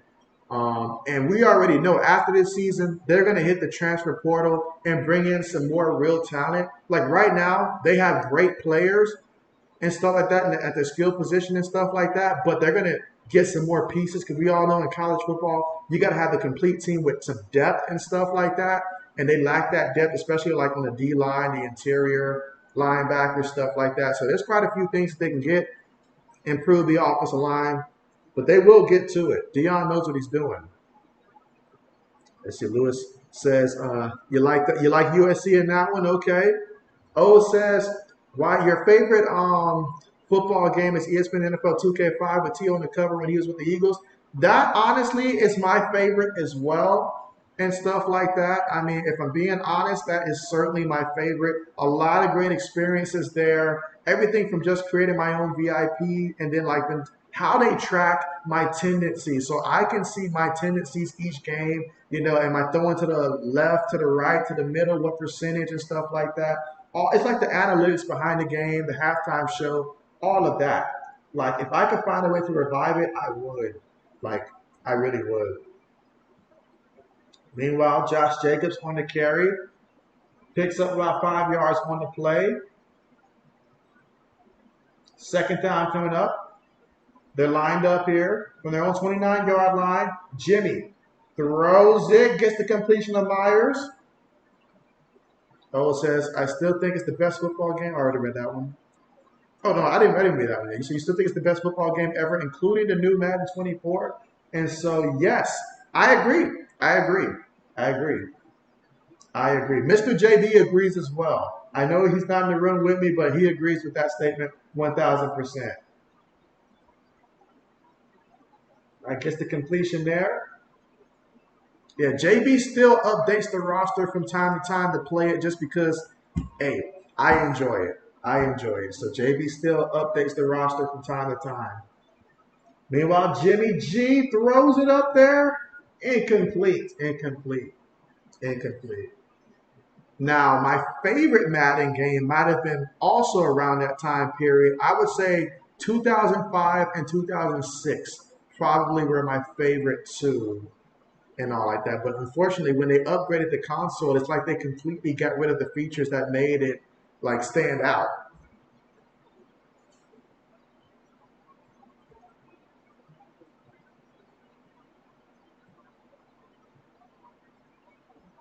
All right, we got 3rd and 4. Out of the shotgun from their own 47-yard line, and Jimmy is going to get brought down for the sack. Oh, my goodness. Oh, my goodness. They stretched Jimmy like he was a slinky out there. Is he okay? And Jimmy struggling to get to his feet here. He needs assistance by the medical staff. Oh, man. Oh, man. Jimmy, no. Jimmy, no. Oh, man, Jimmy. And that was TJ Watt that got to him. He tried to break away from it. If there's one thing I have learned watching Tom Brady play in his advanced years, this is mostly his advanced years, Tom Brady learned if you're going to get sacked, go down. Like, don't fight the grain. Go down so that way you can get up, live to see another play. The play's already gone. Don't let them hit you like that. And that's something Jimmy just never picked up on because in that play, he tried to fight through it, stand up. And I get all of that, but you got to know which battles to fight. That was not one of them.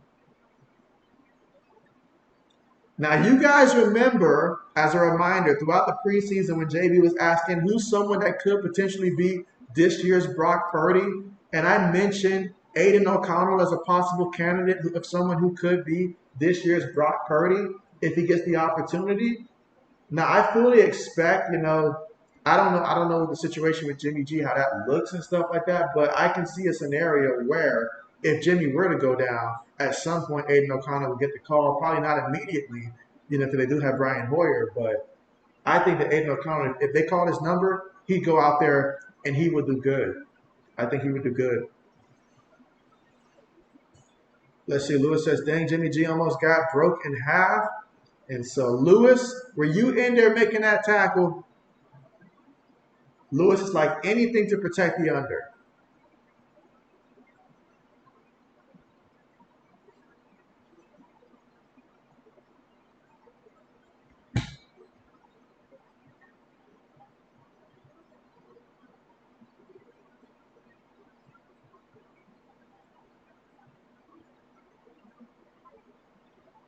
All right, from their own 20-yard line. Hands it off to Najee Harris on the draw. And Najee's going to pick up 6 yards on the play.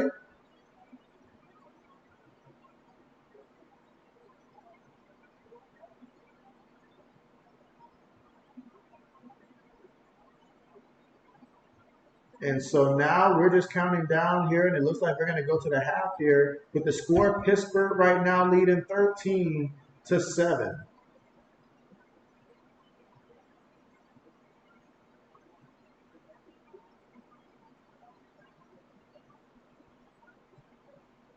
Yep, so that's it. That's the half. And so what a first half there again. We got to see Calvin Austin III with a big play in which he took it 72 yards there on a deep pass there from Kenny Pickett. And so that was the big spark that they had on offense. For the Raiders, I mean, Jimmy G's done a pretty good job of feeding Devontae Adams. That's what you want to see. Myers has looked good as well. Josh Jacobs, he's got 8 carries for 22 yards. Najee Harris has got 10 carries for 28 yards.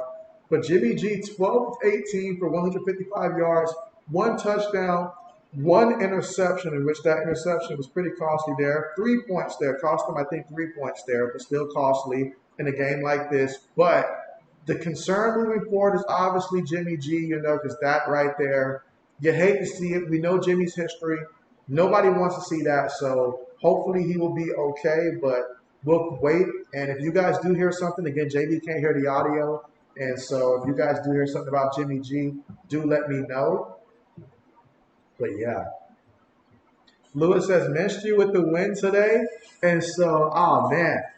I actually, when I was doing my pick'ems for the week, I picked Indianapolis to beat Baltimore, even though I felt Anthony Richardson probably wasn't going to play, but I still kind of sort of felt that Indianapolis plays Baltimore well. I don't know if you pay attention to that, but despite how bad Indianapolis may have been over the years, Indianapolis always plays Baltimore well. And even when Baltimore has a better team, it doesn't matter. Indianapolis will find a way to beat Baltimore. It just happens more time than not. I don't know how many times, like the percentage, but of the last at least 5, 6, 7 times I've seen them play, Indianapolis has probably won at least 5 of those games. If not 6, probably at least 5. So, and it doesn't matter how bad their team is. And so Braden says the JB halftime show, and so you already know. And so again, a reminder that we will be streaming the Rams and the Bengals next time. And so again, not quite the same matchup as it was when we watched them in the Super Bowl, but if you're the Bengals, you got to come out with a win here. You got to come out with a win. And if you're the Rams, you know what the 49ers bring to the table. You just saw what the Cardinals did today to the Cowboys. And so shout out to the Cardinals again. Going out there. That's why we love this game. That's why we love the game. Because you have a team come out there. Because we honestly have not seen the Cowboys be tested so far this season, especially with their offense and stuff like that. And so I don't know how the numbers look and stuff like that, other than a couple of fantasy players and stuff like that. But yeah, that goes to show that this Cowboys team is still going to go as far as Dak Prescott takes them. And that should concern you. That should concern you. Now that being said, though, Cardinals, they just played really good. They just played really good. They had a game plan. Absolutely. Absolutely. JB's going to fire up the old tablet here. And let's take a look here at the half at the games that transpired earlier today.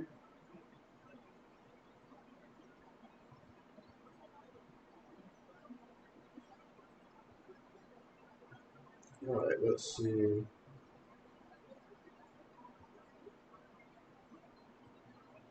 Lewis says, as a sports bettor, I just picked them to cover +8, so a win is just icing on the cake. Doesn't it make you feel better? Doesn't it make you feel better? By the time they went to overtime, Lewis was already going to cash it in. You already know. Phoenix says, hit that like button. Appreciate that, Phoenix. And so, Rising Rhino with the raid. What's good with you? What's good with you? Rising Rhino in the house. And so we got Card Craze. What's good with you? And he says, Rising Rhino raid. We got Eric Willis. What's good with you, Eric? JD Glad, the MVP, bringing cheers. What's good with you? Rising Rhino says, Rising Rhino raid. And seriously, Larry, what's good with you? Giants fan 56, how are you doing? How are you? Car Craze says hello.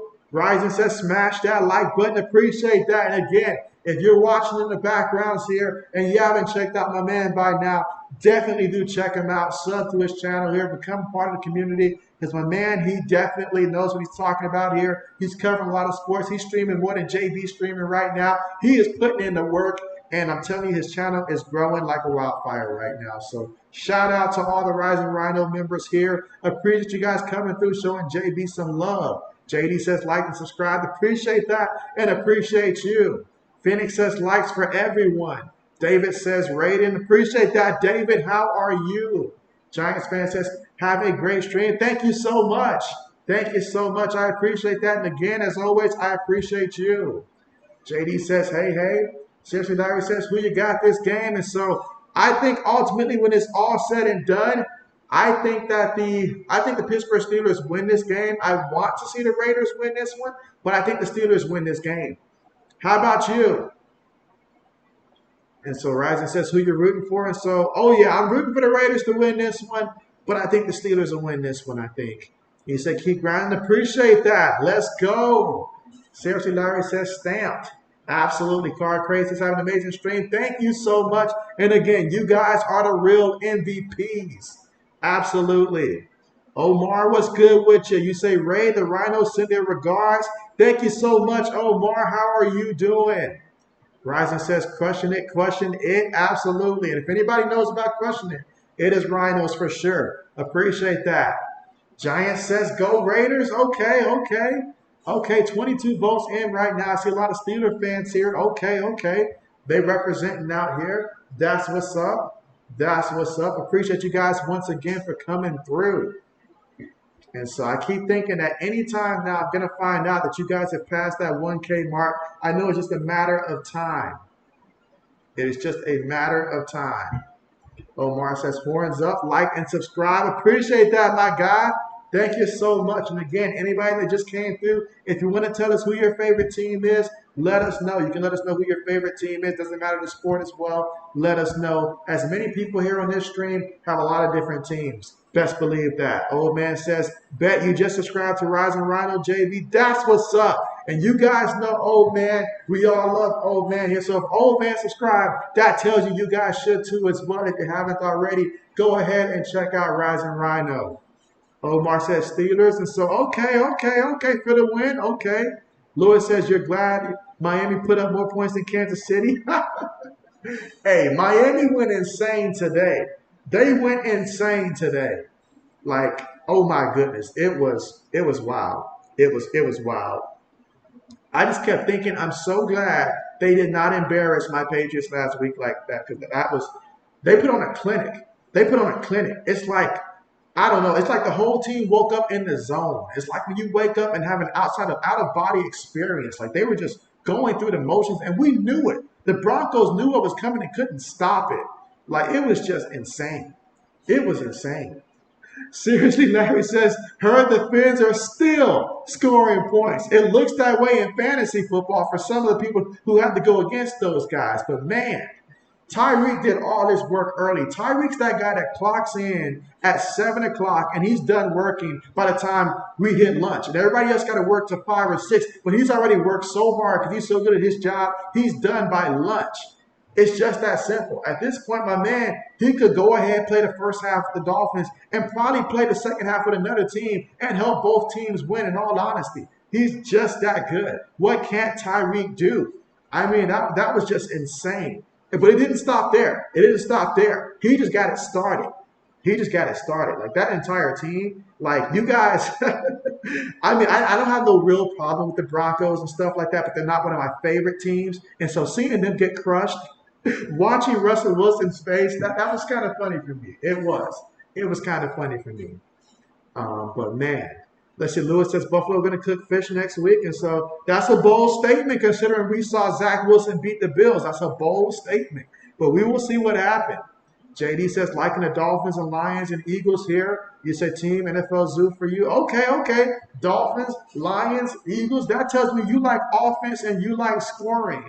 Bet, bet, bet. David says, open day in Miami. Larry says, Tyreek scores more by 9 a.m. than most people do all day. I know that's a fact. I know that's a fact. Because if I had to put in the kind of work that Tyreek does and the time that he does, I'd have a job, honestly. Because that was a clinic right there. And quite frankly, he really could have did more. Tyreek was not kidding when he said he can get 2,000 yards. Most of the time, you're thinking if there's no Jalen Waddle, double team Tyreek. And for most receivers, that'd be a problem, but not for him. Not for Tyreek. I mean, Tyreek, go ahead and start the Netflix movie for this guy. This guy is just doing some incredible things.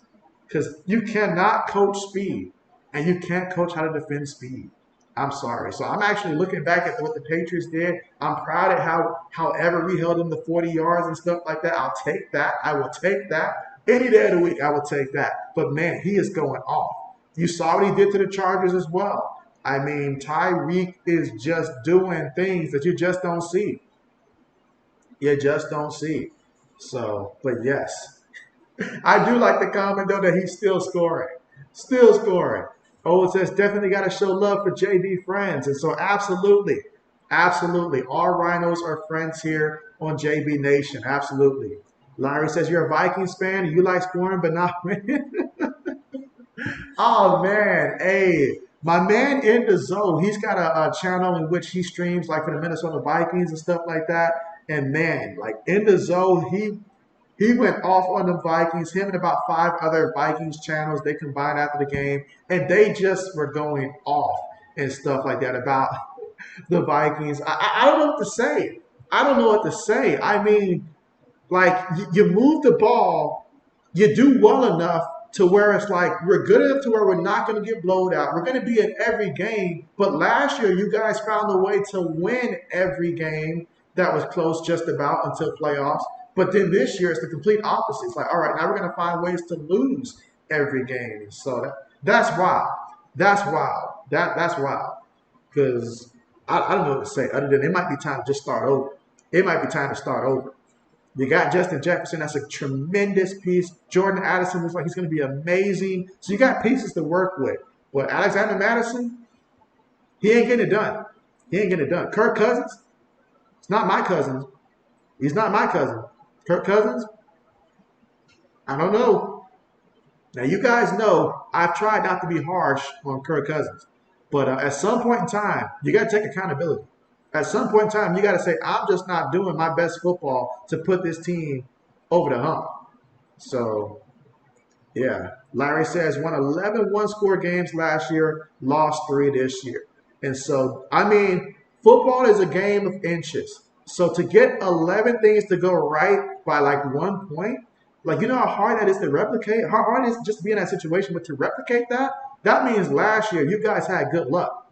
Good luck. But, and I say luck not meaning that, oh, we're just lucky to be that. Like, no. As in, like, 50-50 plays probably went your way. Like that game against Buffalo last year. I remember that game against Buffalo last year. That was a tremendous game.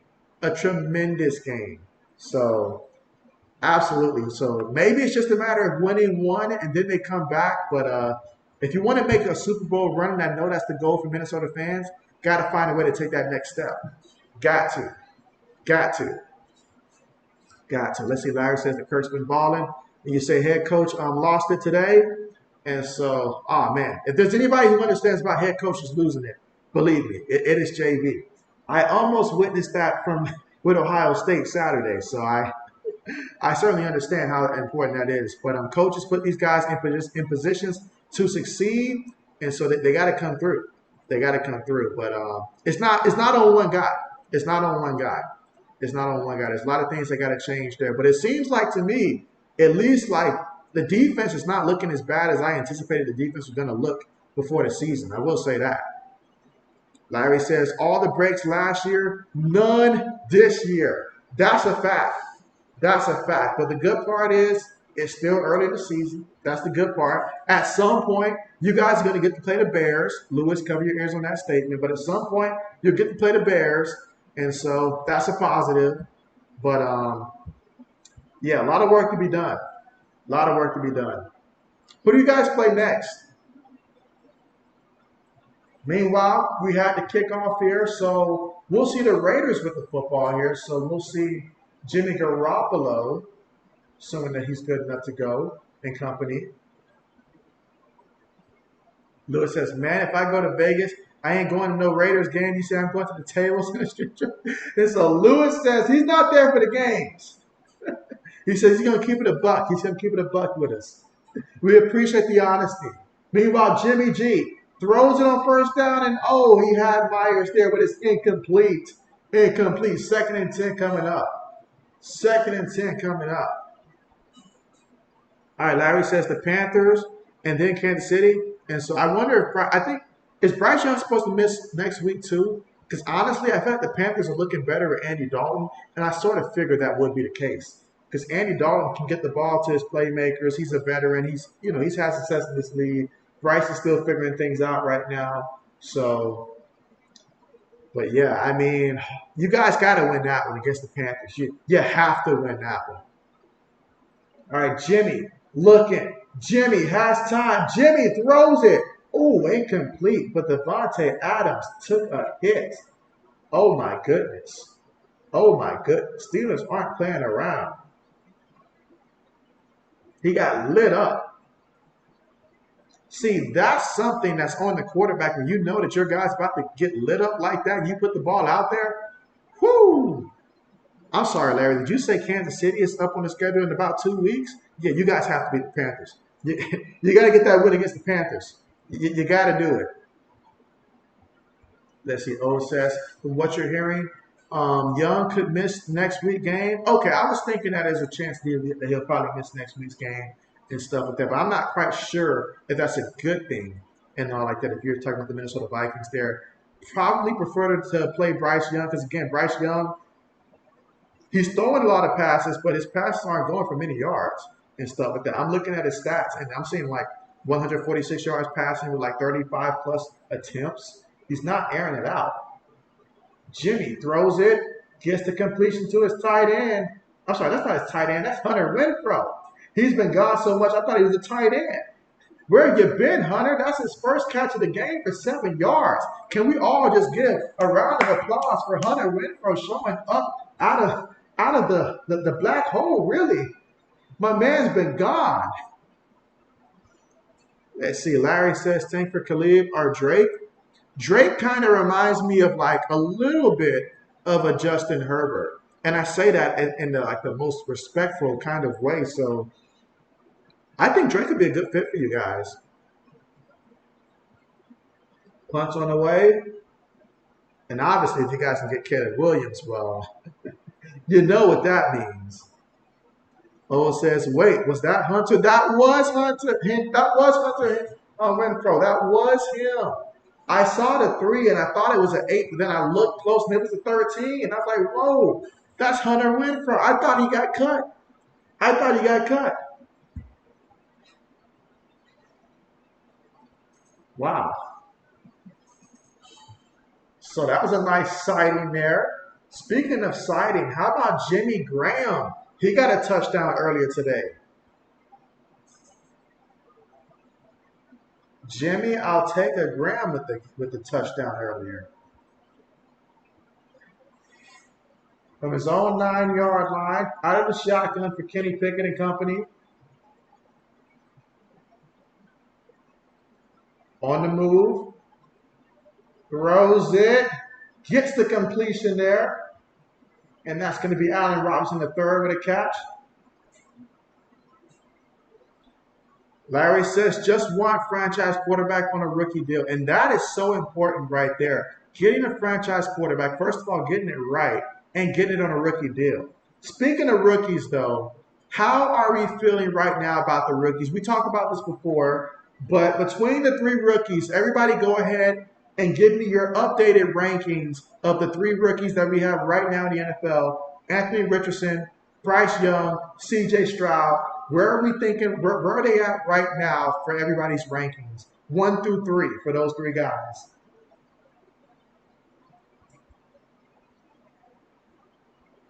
Meanwhile, the Steelers picked up the first down there. Najee Harris.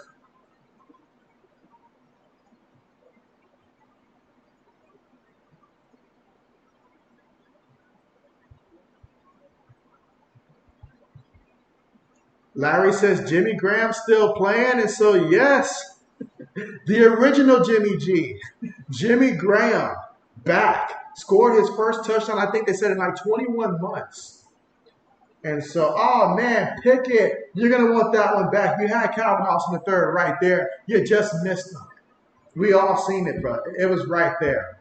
It was literally right there. But yeah, Jimmy Graham with the Saints. Doesn't that bring back old memories? But yeah, he got a touchdown. We seen him get a touchdown in the preseason. He was hyped about that. But he got in the regular season today. I did see that highlight. All right, let's see. O says CJ, Young, Richardson. Larry says too early to call Richardson didn't play today. And so that is a fact. That is a fact. That is a fact. It is very early, and we'll continue to update this. So no problems there. We'll continue to update this list throughout the course of the season. Meanwhile, Najee Harris on the left side picks up about 5 yards on the play. Third down coming up, 3rd and 5 on the Pittsburgh 26-yard line. Again, extremely early in the play because, heck, I mean, I could argue back when Baker Mayfield led the Cleveland Browns to the playoffs that year, if you would have asked Ray Mayfield, Allen, and I believe Sam Darnold and stuff like that, it would have looked a little bit different there than it probably does now. But absolutely, absolutely. But Anthony Richardson, he's looked tremendous while he's been out there. Tremendous. Pickett throws it, gets the completion to Pickens. And Pickens, he says these yards are for the Pickens. 32 yards on the play. Now let me look and see if my fantasy team is in trouble or not after that play.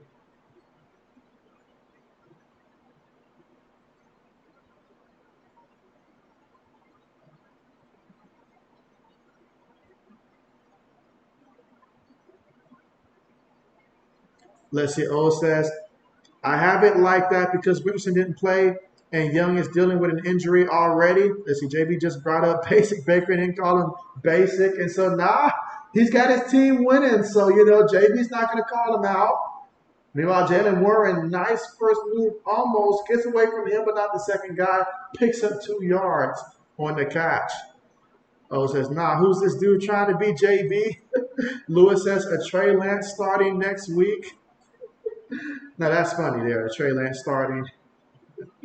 Larry says you brought the Pickett preseason hype, and so, oh man, don't get me started on that, Larry. I actually, in my other fantasy league, ended up taking Pickett as my quarterback 2, and I took Daniel Jones as my quarterback 1. I took both of them late, of course, but I figured that I can focus on other positions, and I thought Pickett was going to have a breakout year. And so far, doesn't look that way. He's no longer on my roster. Had to get rid of him. I traded for Anthony Richardson, who's been tremendous for my fantasy team. That's all I got to say. All right, but Najee Harris picked up a yard. So now we got third down coming up, 3rd and 7. 10 minutes to go here in the third quarter. The score still right now, Pittsburgh 13, Raiders 7, under 10 minutes to go. But a big third down coming up here for the Raiders. Can they get a stop?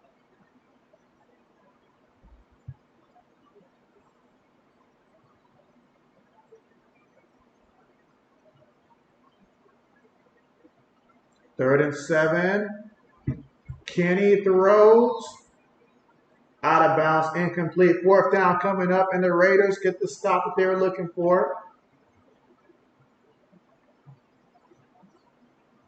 Larry says, Pickett to Pickens. In preseason, it looked so real that I felt like there was no way that it could not transfer. It just looked too smooth. But unfortunately, we were bamboozled. We were bamboozled. Larry says, Vikings got Daniel Jones paid. He owes us. And so, yes, there are some angry Giant fans right now.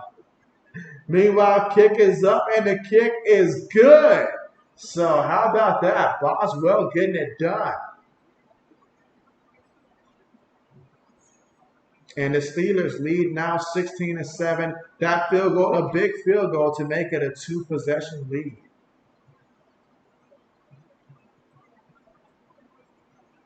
Here in the third quarter with 9 minutes and 28 seconds to go. Lewis says, point a laser light at the kicker. Lewis says, we stop at nothing. At nothing.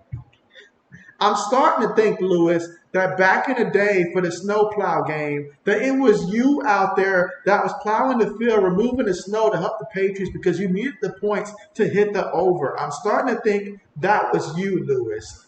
I really am.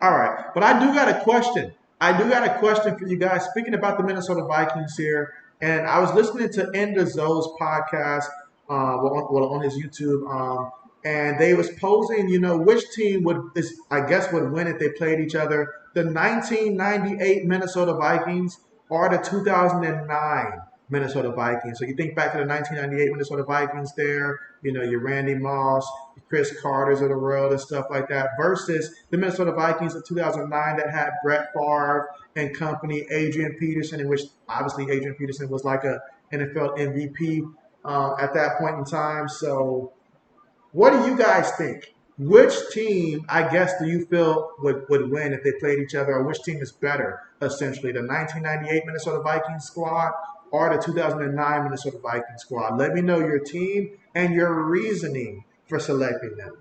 Again, this question open for everybody, even Braden, who happens to be a Packers fan, even you. All right, so Larry says the 98 Vikings. Okay, 98 Vikings. I like it. I like it. I said 98 Vikings as well. Don't get me wrong, the 2009 Vikings, they were great, but I'm not trusting Brett Favre late in the game in the fourth quarter to make a decision. I'm sorry, that's not happening. Brett Favre with the ball, and back then, specifically 2009, Adrian Peterson did have a slight fumbling problem as well. So late in the game, they would cough it up. They would cough it up. So, but both teams were tremendous and fun to watch. They were fun to watch. And so I won't tell Lewis. Larry says he thought the Steelers were like a dark horse Super Bowl contender. And so, hey, at least you wasn't the one on video saying that. I think the Steelers are going to be a breakout team this year. Look out for them. They're going to be the surprise team this year. Yeah. They got me. They got JB. They got me. JB got JB, basically. And so, let's see, Larry said 2009 team more likely to win a Super Bowl because of Favre. And so, O says Brett. I mean, does anybody know how many game-sealing interceptions Brett Favre has thrown throughout his career in big-time games? Like game-sealing interceptions. But, I mean, as a player, though, Favre was definitely fun to watch. No doubt about that. Fun to watch. I remember the performance that he had. I think it was against the Raiders, actually. The game after his father had passed, and Brett Favre put on a clinic passing that game. I do remember that. And so, and obviously he had moments, beat my team in the Super Bowl. And we're not going to talk about that, though, but he had his moments. Phoenix says 98. He says Randy Moss rookie year. And so, yes. Meanwhile, out of the shotgun, going to feed it to the back here up the middle, and Josh Jacobs going to pick up 3 yards on the play. Now we got 3rd and 1 coming up from the Raiders' 34-yard line. Again, Steelers leading this one 16-7. Larry says at least 2 in conference championships. And so, yes, and JB knows very well, even before a conference championship game, the year that, and I hate to say it, old man, cover your ears, walk away from your phone for about 2 minutes. You're not going to want to hear this one. But the year that the Giants beat the Patriots, this all could have been prevented if Brett Favre does not gift wrap the game to the Giants in that playoff game and allow them to beat the Packers. If that doesn't happen, I'm pretty sure we go on and win the Super Bowl. So I'm bitter that Favre didn't prevent that. Let's see. Larry says you watched every down in 98. And so that's incredible there. Incredible. Incredible. Incredible. Now that was a team there. That was one of those fun teams. And from time to time, the Vikings do put together fun teams. I mean, I talked about 2009. I talked about 98.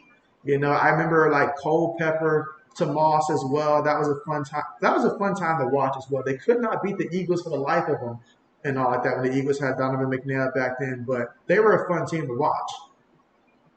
Larry says would have been 19-0. And so, oh man, yeah. There's some things in life you guys know. If there's one sports moment that JB could change, just one, JB would change that one. That's all JB needs. Just that one moment.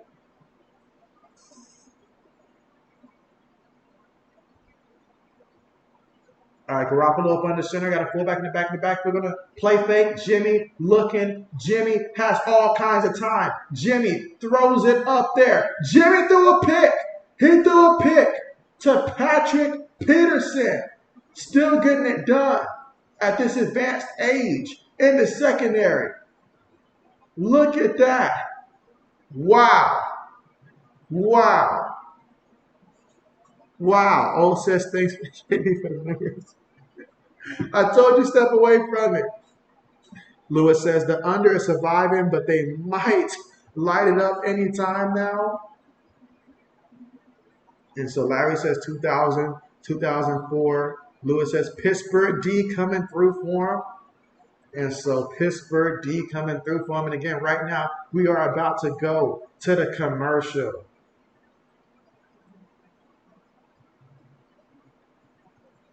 And y'all give JB 1 minute here.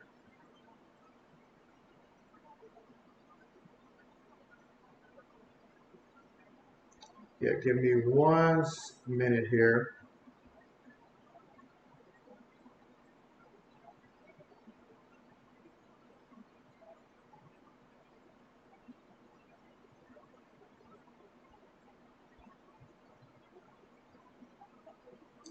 All right, let's see. Where am I? Larry says, you got what, 6 Super Bowls? Oh, yes. Oh, yes. Oh, yes. Some of us think it should have been more than that, but thankful for that. Because especially the one against the Seahawks and the Falcons, those two did not think that was going to happen, but it happened. So I'm happy about that. You win some, you lose some. The one that we lost to the Eagles, though, when Brandon Cooks got hurt, that was bad, but we made some mistakes. And just benching Malcolm Butler was a horrible decision. Horrible. Phoenix says PS2, Madden 02, pump fake, throw it to Randy Moss, touchdown all day. And then we can fast forward to 2009, for everything. I'm sorry, not 2009. We can fast forward. Yeah, 2009. Yeah, 2009, 2008, 2010. Many years for JB can just throw it to Randy Moss. No need to pump fake. Just throw it to Randy Moss until Darrelle Revis becomes a thing. And then I sort of got to watch out for Darrelle Revis. But outside of Darrelle Revis, I can throw it up to Randy Moss at any time. And all like that with Tom Brady. Absolutely. Oh, it says, and people really want Bill Belichick and Kraft to bring back Jimmy G. And so they'll never be happy. They'll never be happy unless we can turn back the clock, which can't happen, ain't happening. And so let's see. Larry says, PS played good for the Vikings. And he said, don't get greedy, LOL. You're right. You're right. You're right. You're right. You're right. But man, if there is a regret, it's the fact that we were not able to deliver a Super Bowl ring for Randy Moss. That was a big regret. And I know he got back with the 49ers, but they didn't win it either. So, yeah, so Randy Moss did not get a Super Bowl ring. That was a big regret. Meanwhile, the pass to Pickens, and Pickens doing work here, 17 yards. I'm telling you, something's telling me that somewhere in fantasy football, one of my teams is suffering because of this.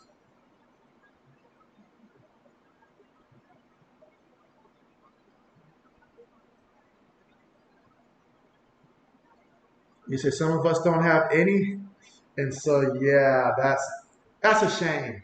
That's a shame. That's a shame because Minnesota has definitely had many good teams that were deserving. Many good teams. The Purple People Eaters, they deserve to get At least one, maybe even two. Now, I'm sure Brady would disagree. Meanwhile, Jalen Warren off the right tackle for 4 yards on the play. He's got 6 carries for 29 yards. Now, at least you guys didn't do like Buffalo to get there that many times in a row and to lose. That's an outright just embarrassment to get there 4 times in a row and to lose every single one and to never get a Super Bowl. That would scar me as a fan. Like, I'd be so scarred because that means every year something goes wrong. 2nd and 6, play fake, throws it short to Warren. And oh, look at Jalen Warren here. And he gets brought down to about the 44-yard line. Picked up 16 yards on the play. He's good for about 2 of those per game. That's his second catch, 18 yards so far. You say you watched him lose 3 Super Bowls. You're old, and so, oh, man. Oh, man. Oh, man, that's just, I hate to say it, but I feel like that 98 year, that should have been it. Like, or either Brett Favre just wasn't being Brett Favre 2009. That had to hurt. Now, that had to hurt. I don't know why you guys just didn't run the ball with Adrian Peterson. I know he had his fumbling problems, but between Peterson and Favre, I'd rather trust Peterson to line up the kicker. Throws it to the tight end there for the completion. He picks up 14 yards, taking it to the Raiders' 30-yard line.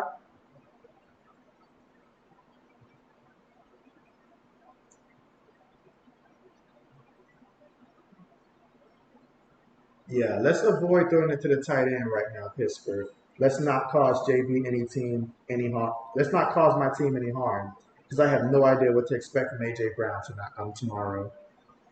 Larry says should have been. Phoenix says ESPN 30 for 30 Buffalo episodes was good about that story. And so, oh yeah. Let's see. Larry says the Vikings lost 4 in 8 years. And so, oh man, is that Najee Harris on the sideline? What's going on with him?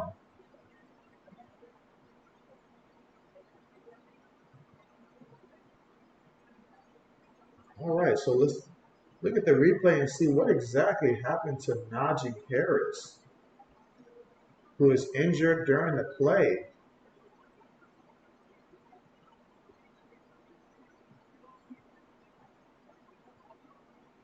All right, Najee seems to be okay here. Telling me got to at least stay out for a play. Okay, that's positive. Positive. But right now, look at the Steelers here. I mean, they're up 16-7 right now. You know, they've got control. And if they can find a way to get to the end zone, that'd be huge. Lewis says, poor old Marv Levy. And so, yes. Larry says, Favre could have run when he threw that pick. And so, I remember the one year that Favre was with the Jets and how he ended their season in the regular season. And this is why Jets can't have nice things. Meanwhile, throws it. That's going to be a touchdown. No, JB's going against him in fantasy. No.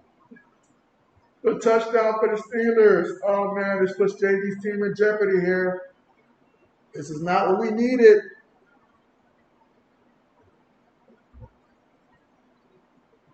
Absolutely not what we needed.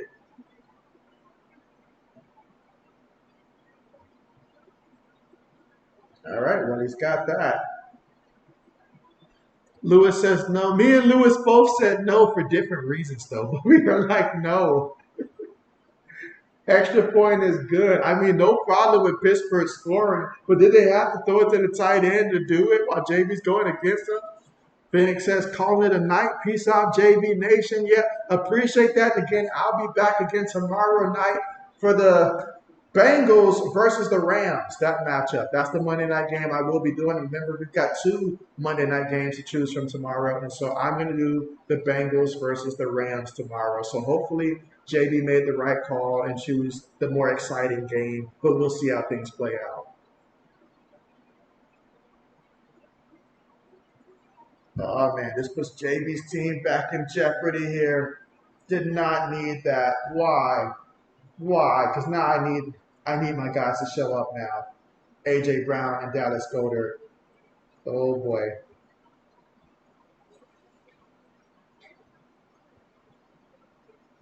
I probably should have streamed the Eagles though, for my fantasy team's sake. They need me.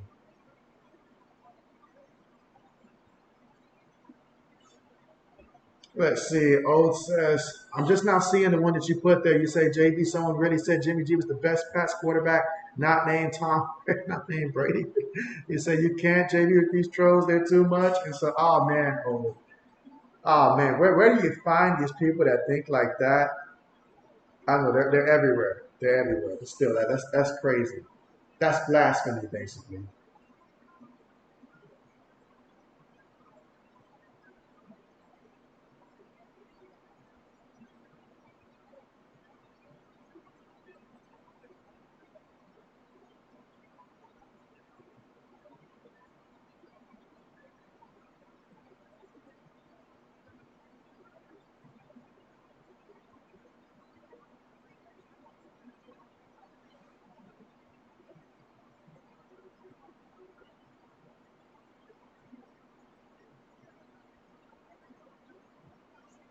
You did not need that touchdown whatsoever.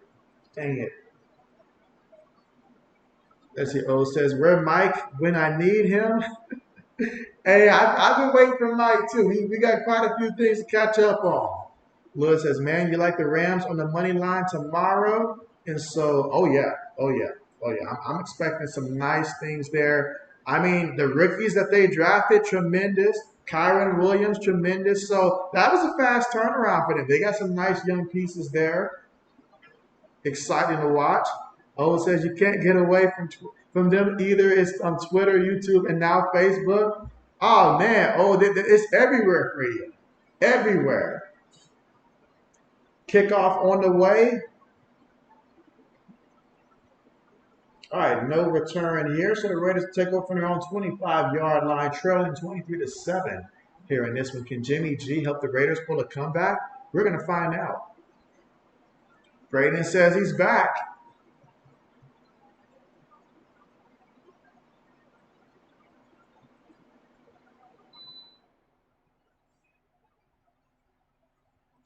So welcome back, Braden. Out of the shotgun. And Josh Jacobs runs it up the middle for 8 yards on the play. Now we've got 2nd and 2 coming up.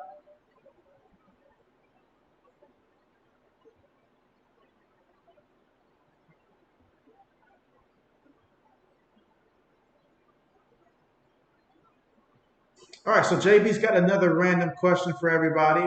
And again, be sure to drop the name in the chat. But name me a time where you were watching a game and you kept thinking to yourself, if this kicker misses it one more time, you're going to jump the fence. And it's not even your team. It's not even your team. So tell me a time you saw a kicker performance that just was so horrible. Obviously, it cost the team, but it was just so pathetic. You're thinking, how did he miss all those opportunities and stuff like that?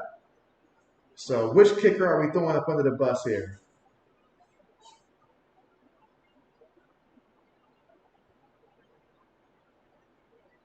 And again, that time Myers with the completion in midfield.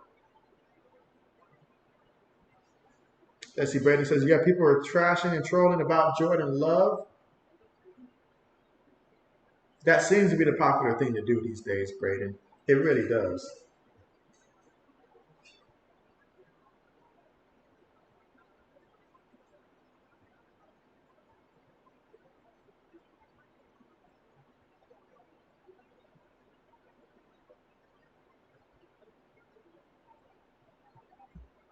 Braden says, well, Brett Mayer last playoffs, but that was a good thing, LOL.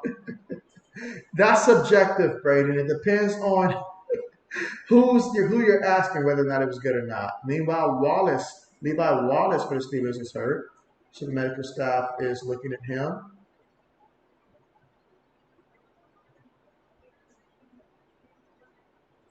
Again, hope that he's okay.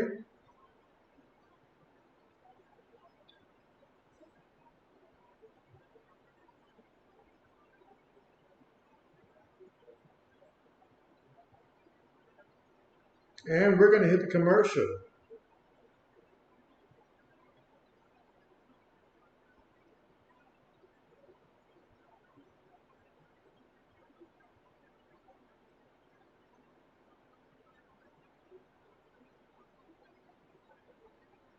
Let's see. Larry says the Vikings playoff versus the Seahawks, 27-yard miss to win it. The Blair Walsh project. Oh man, that's more pain right there. Poor more, and then I believe that was the game with the terrible weather as well. Oh man, that was bad. That was bad. That was bad. All right, I'm looking up the exact stat of the kicker that I want to throw under the bus real quick. So give JB 1 minute for that. All right, so who did the Jets play that year? I think they played the Steelers that year in 2004. I think it was Doug Bryan for the Jets. I'm just trying to see the exact stat that he had.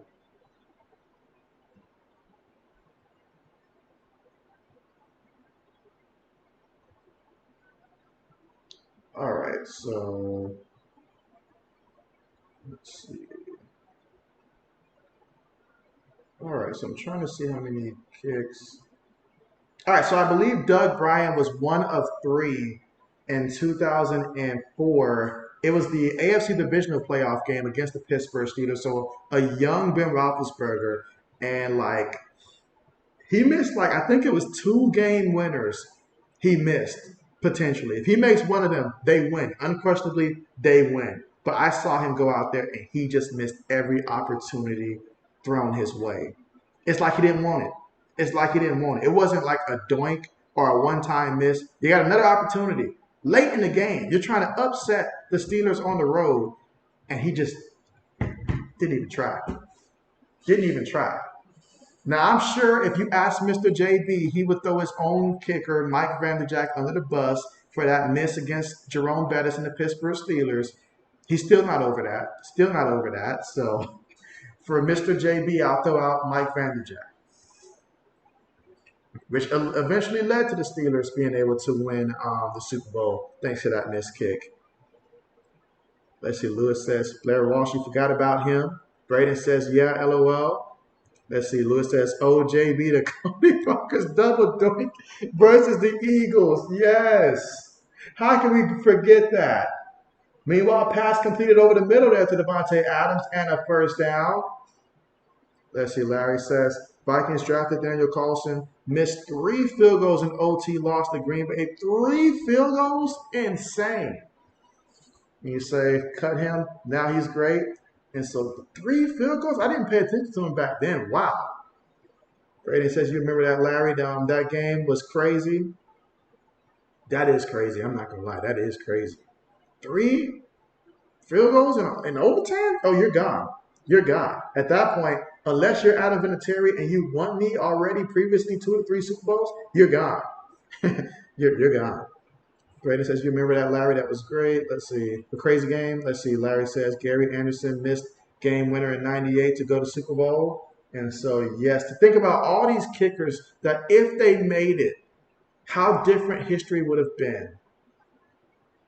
2nd and 7 for the Raiders out of the shotgun. Jimmy G has time. Jimmy wants to scramble here. Jimmy says increase his Madden speed. He slid there and still took a little hit there, but unintentional. First down for the Raiders here. Under a minute to go here in the third quarter of play. Larry says it was Carlson's 2nd game. Ooh. Braden says now we have his brother as our kicker. Let's see. Lewis says Jimmy G being karate kicked. Nah, karate kick is that stunt that that Antonio Brown pulled years ago when he was still with the Steelers and stuff like that. He did that like kick in the air to that one defender's face and stuff like that. Old says you're grateful for what he did, but Old Man Falk later in the season you couldn't do it anymore, and so I got you. All right, Braden says sacked here. And Jimmy is just taking too many hits here. TJ Watt and company, they're doing a tremendous job tonight getting after it. But that time it was all 95. Look at that. Jimmy's been taking some awkward falls, though. I need to teach Jimmy on how to take a sack. These are some awkward falls. Oh, Myers was open, too. Oh, man. And that's how we're going to end the quarter with the Steelers up 23-7. Fourth quarter coming up. 25 votes in so far. Steelers leading the poll 64%. And so again, it's not too late to cast your vote here in terms of who's going to win. There's still plenty of time, for the Raiders if they want to make a run. Let's see, Larry says 98 Vikings would probably have lost Super Bowl to Denver. And so, yeah, it seems like tonight JB's thinking of all kinds of questions and stuff like that. So it doesn't always flow this easily. It really doesn't.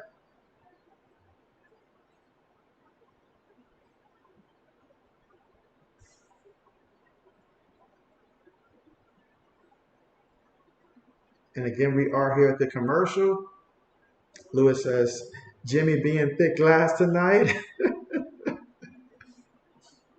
Oh, man. Jimmy's like, he doesn't deserve this, Lewis.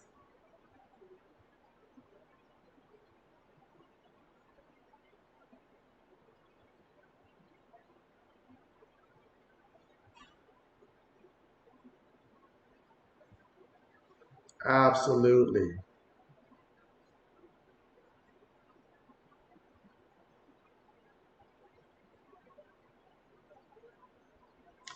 All right, so I'll ask this question. We've mentioned quite a few heartbreaks and stuff like that, but I will challenge everybody to mention something that does not involve their own team. All right, it doesn't involve their own team for this challenge. But name a Super Bowl outcome in which you felt heartbroken for a team that was not your own team, wasn't your own team, but you felt the heartbreak for them. And so it could be obviously a Super Bowl that you watched, or maybe just a Super Bowl that maybe you heard about and you're like, man, that's a tough way to lose. But a Super Bowl that you felt the pain of the team that lost, but it wasn't your team, basically. It just wasn't your team. Let's see. Larry says you hate the Bears, but Hester should be in. Let's see. All right, let's see. Lewis says, why my boy Devin Hester not in the Hall of Fame yet? And so he should be in the Hall of Fame. I mean, the way that, he revolutionized the position. I mean, you think about him being the only player that Madden has given a 100 speed to, it's for a reason. They want to emphasize this man was incredible at his job. And special teams, Bill Belichick will tell you, special teams extremely important. So he should be. Let's see, Larry says, don't get Vikings fans started on kickers. Larry says you hate the Bears, but Hester should be in. He says Seahawks getting job out of refs versus the Steelers. Nobody talks about that really. Nobody really talks about that, in hindsight. Because I mean, they had a very likable team, very likable team, very likable team. I liked that Super Bowl team much more than the Richard Sherman led one for personal reasons for my Patriots there. But Jimmy G escaping the pocket there, throws it, gets it to Devontae Adams and all that just to say there's a penalty. And this one's probably going to be the offense. I'll say for me, and knowing what happens after and stuff like that makes it even more sad. But the Tennessee Titans losing the Super Bowl, coming up basically about a yard and a half shy of actually winning the Super Bowl against the Rams, that one right there was a heartbreaker because Steve McNair, like that could have been so huge. You think about what that meant at the time, and what, oh man, like that would have been huge if Steve McNair would have found a way to win it. Now I do like Kurt Warner and Marshall Faulk them, so happy for them. But Steve McNair, if he could have just got one Super Bowl, that would have been a tremendous thing that I think would have just meant so much historically speaking. If Steve McNair could have won a Super Bowl. Lewis says, JB, I felt really bad for all the Bills losses, Jim Kelly, Thurman Thomas, and Bruce Smith. But you say, but man, Matt Ryan shaking your head. All right, and that time he runs it to, that's Carter right there. Takes the catch for about 16 yards to the Pittsburgh 35-yard line. So we got the Raiders right now moving the ball. This is a critical drive here. Gotta find a way. And my goodness, they just have like second and 34. I know I was talking, but gee, that was forever, basically.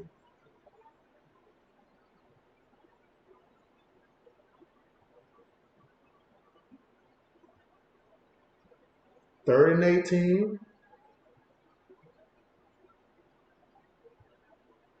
Jimmy throws it near the sideline, and that is going to be a catch. All right, so Myers, he's been getting a lot of work today as well. It's been pretty much the Adams and Myers show. I really feel like Hunter Renfrow just showed up that one time, and then that's it. He's gone. But yeah, that's JB's pick right there. If Steve McNair could have successfully won that Super Bowl, the fall a yard and a half shy of winning the Super Bowl, that would have hurt. That would have hurt. That would have hurt. 4th and 5. Jimmy looking. Jimmy throws it. It is incomplete. He was trying to get it to Myers, and even if he got the catch, I don't know if he would have got the first down. Probably would have though. Larry says Julio Jones makes crazy sideline catches that I thought sealed it versus the Pats, but feel bad for him. Let's see. O says people might not like my answer, but for me, it's Kaepernick. And so, ooh, okay. You went with Cap. Okay. Nice. But yeah, that's the thing about sports. Someone has to win, someone has to lose.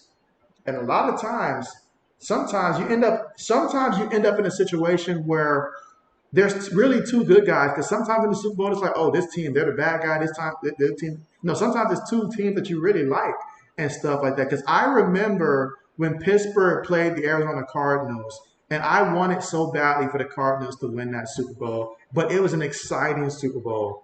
But I wanted Kurt Warner and the Cardinals to win that one and stuff like that. For what it would have meant for Arizona at that time. As someone that did not have a horse in the race, it would have been tremendous for them had they got that one. But they didn't. But it was one heck of a Super Bowl. One to be proud of. But Larry Fitzgerald, he would have had a ring had they won that one. Him, Anquan Bolden, I was fond of him as well. And so, absolutely. O says, still a fan of Kaepernick. Lewis says, manage the clock, Steelers. Lewis says, Dan Marino deserved to win one. That's true. Let's see. Larry says, Junior Seau Chargers got steamrolled. And so, Larry, you just remind me another regret. Aside from Randy Moss not getting him the Super Bowl, not getting Junior Seau one either. That one hurt also. Getting them there, but not getting them the Super Bowl. That one hurt. Larry says, Larry Fitz and Cards played well enough to win. They sure did. Now, you talk about some of the most exciting Super Bowls that we have seen. That one's definitely up there. It had everything. I mean, we're out here huffing and puffing, seeing the Steelers defender, I believe it was James Harrison, run it all the way to the end zone. And then for it to Santonio Holmes had a tremendous catch, go Buckeyes, in the end zone as well to seal the deal. But man, that was incredible.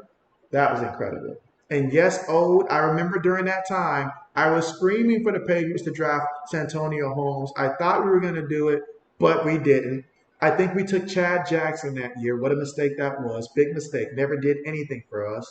But, yeah, I remember that. And we took Chad in the second round, too. Bill loves Florida players, but when Bill takes a guy from Florida, odds are it doesn't work out more times than not. But he likes the idea of it. But you look at the guys who he's brought in from Florida, like the University of Florida, it just doesn't pan out more times than not. He's better drafting players from the Miami Hurricanes, than he is the Florida Gators.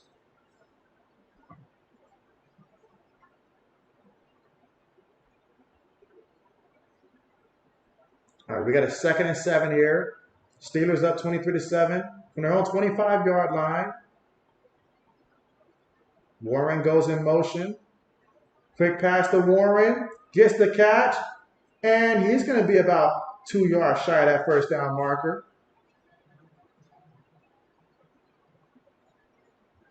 Let's see. Larry says that was the best Super Bowl. James Harrison, Santonio. It was exciting. It had everything. Both sides. It had everybody's emotions up. That's what you want.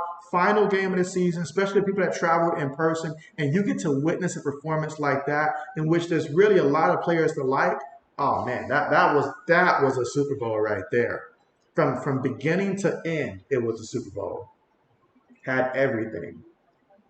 Kenny Pickett looking, throws it, and that's nice effort by Jalen Warren, but that's incomplete. Fourth down coming up. O says, yeah, I wanted them to draft him also, but like it happens all the time. Although we still invest all the work and research, but Bill's just going to ignore it. Chad Jackson, still not over that. Still not over that. But he's not even my most hated receiver from the University of Florida. That honor goes to Rashae Cardwell. Rashae Cardwell was terrible. Absolutely terrible. The worst decision we ever made bringing him in. He cost us a Super Bowl by himself by letting Indianapolis beat us. That guy, that wide-eyed guy, just dropped the ball. Like it was terrible, terrible, terrible.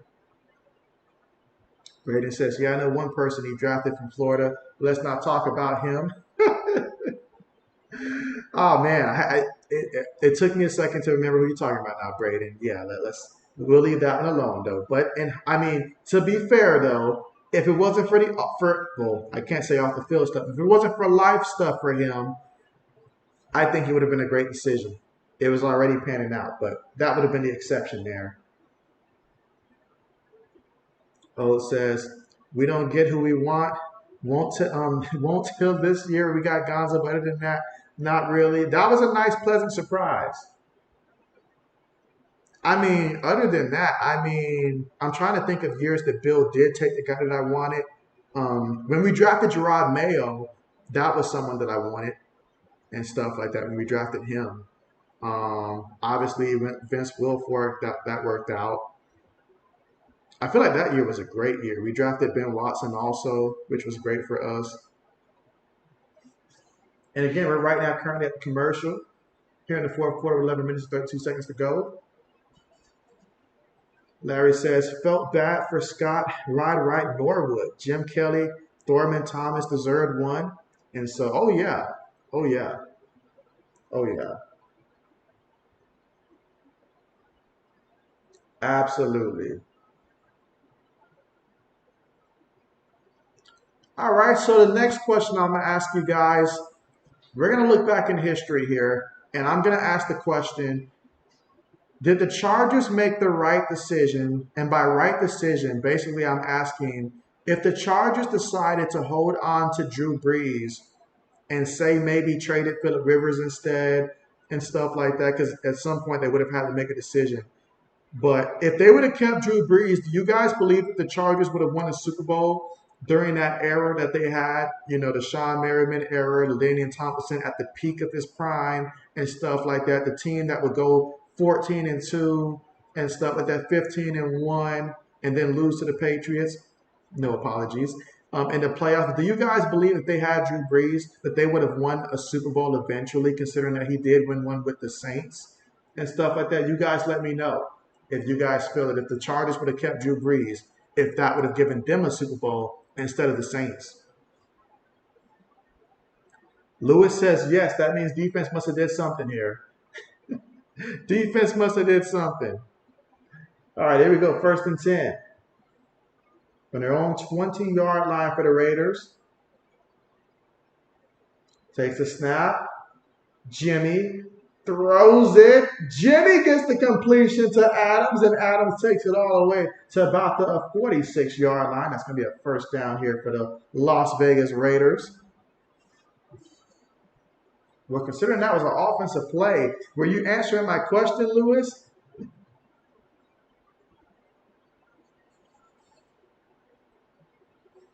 Let's see. Larry says that Breeze had a bad arm injury, made the right decision to let him go. Okay, okay. Lewis says yes is to my question. Lewis, I'm so used to you rooting for the defense here. I was like, oh man, it must have been a really big defensive play. Meanwhile, another pass to Adams here, and Adams gets the first down. Okay, okay.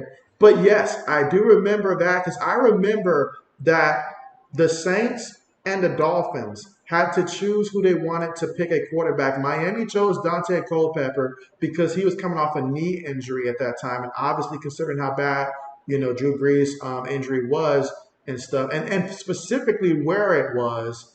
they opted to sign Dante Culpepper, which I thought at the time was a great move. I was thinking, oh man, they got Dante Culpepper. That's going to change life. Because before that, they had guys like Jay Feely, AJ Feely, Gus Barat, those guys that they were throwing in there at quarterback, literally just throwing them in there and stuff like that. And it wasn't working out at all.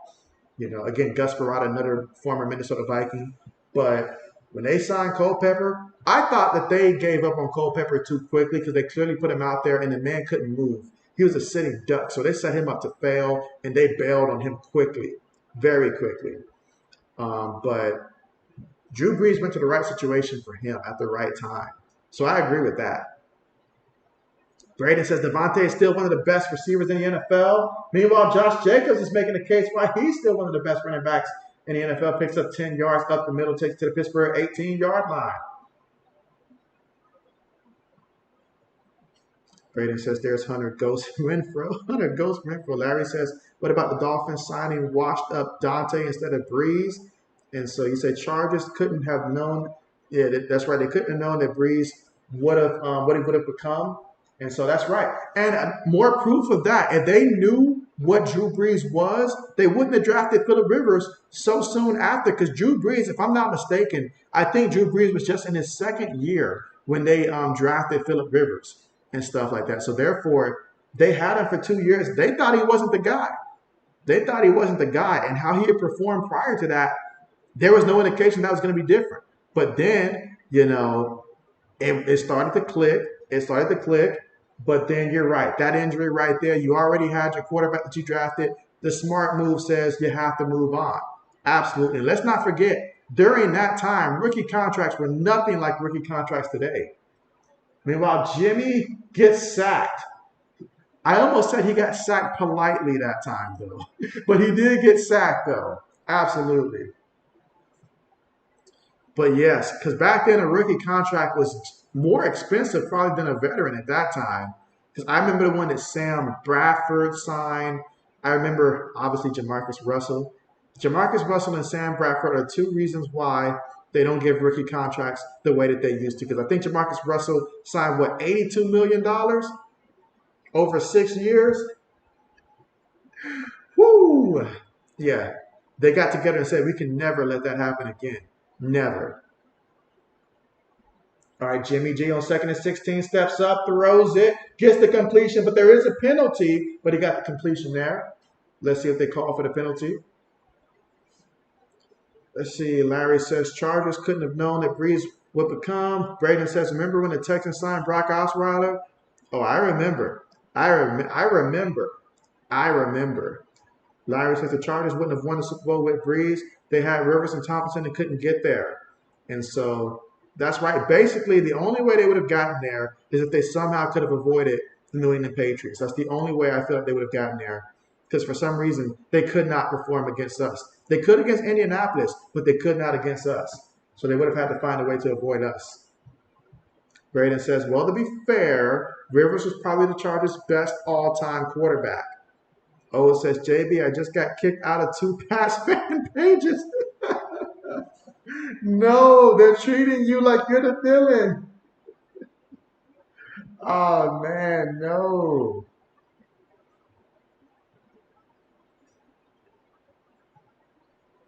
That's wild. That's wild. That's wild. Oh, let's see. Larry says, bigger bust, Jamarcus Russell or Ryan Leaf?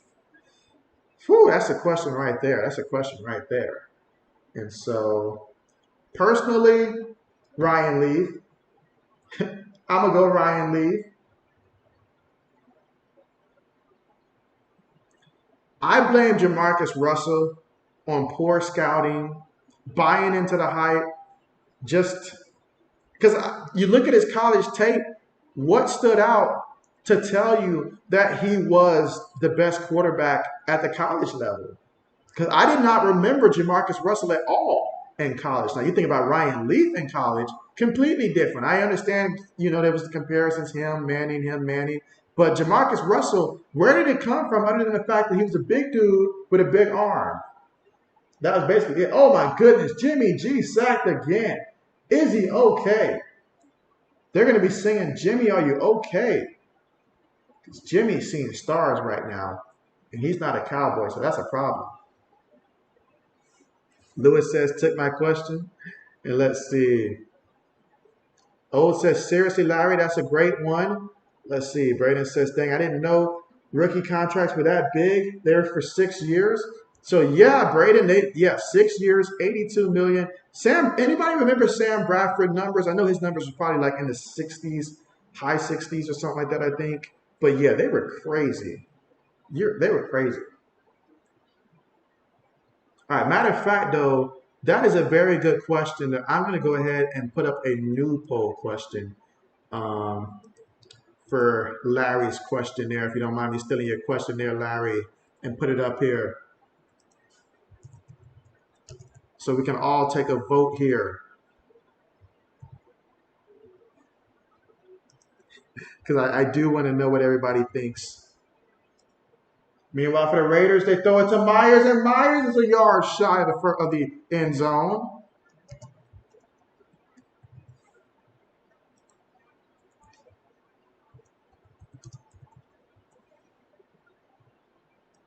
Because I remember back when they were paying rookies and stuff like that. Michael Crabtree's holdout stood out to me because my man wanted to milk everything that he could get, and I can't blame him. I can't blame him. If I was Michael Crabtree, I would have done the same thing. Now Josh Jacobs off the left side gets back to the line of scrimmage here. We got 3rd and goal. This is huge. If the Raiders don't score here, then I say it's pretty much done. So you got to score here. And you got to get a touchdown. 3rd down coming up. What would they call on 3rd and 1? Braden says Sam Bradford literally disappeared from the NFL. And so, oh yeah. Larry says Al Davis drafted the biggest arms. That's right. Russell, the fastest receiver, Darius Haywood Bay. Ooh, that was a mistake right there, Darius Haywood Bay. It was. He even did the same thing on defense. He drafted Fabian Washington for his speed. And so that's going to be a touchdown. Touchdown Raiders. And so Devontae Adams gets the touchdown in the end zone there. 1-yard touchdown from Jimmy Garoppolo. And so, hey, fantasy owners, they're drooling over this. He's got 12 catches for 160 yards and 2 touchdowns in this one.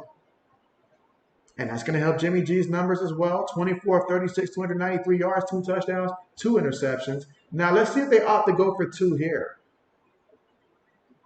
I'm sorry, they don't have a choice but to go for 2. I'm sorry, what am I thinking? They got to go for 2. So here we go. Line up in the shotgun for the Raiders here. Receiver goes in motion. Looking, Jimmy has all kinds of time. 74 is dancing with his man. Jimmy finally throws it. And a penalty does get thrown. Lewis says, no, not flags. Braden says another touchdown for Devontae Adams. Braden says you picked Russell because he went number 1. That's true. That's true. That's true. But expectation-wise, from what we've seen from college to pro, I feel like Ryan Leaf showed more in college to show that he was more deserving. It's just we fell in love with the arm of Jamarcus Russell. We had no idea that the kid was not going to study the game, that he wasn't going to dedicate. We had no idea about the stuff that we should have known. That's stuff that you should have picked up on, because other than the success that LSU had as a team, I don't know where that came from, honestly. All right, the 2-point attempt here. Again, heavy formation. Jimmy play fake. Oh, all by himself. And the song starts playing all by myself. And that's Michael Mayer, the former Notre Dame product who's responsible for successful 2-point play. Larry says when Teddy Bridgewater leg exploded, Vikings got Bradford. That's right. That's right. Teddy Bridgewater did. He was with the Vikings all those years. I remember that injury. He said played real well until his knee gave out. O says, here one off you, Russell or Johnny Football. Oh, definitely Russell to me. Definitely Russell to me. Not that I said it out loud though, but yeah. You know what? Dang, that's a good question too. That's a good question. I wish they would let me just edit the poll there. But that's a good one. That's it. One day we'll have to do an all-out poll for every bus. We'll make a list of the top 4 busts that we can think of and stuff like that, and we'll put it up there. We'll save it probably for another stream and stuff like that, so we can really get down to who was really the biggest bust. And so, at least at the quarterback position, because quarterbacks are easy to remember. They are easy to remember.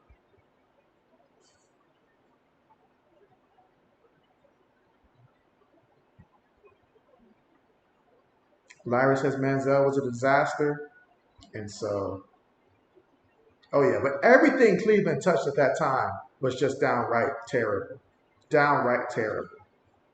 I'll never forget when the great Jim Brown, legendary Jim Brown, what he said about, Trent Richardson. Yeah, Trent Richardson. Like, he knew it right off the bat. Trent Richardson was not the answer. Luckily for the Browns, they made that mistake, but they were able to trade him to Indianapolis and at least get a first back. So good for them to get something back.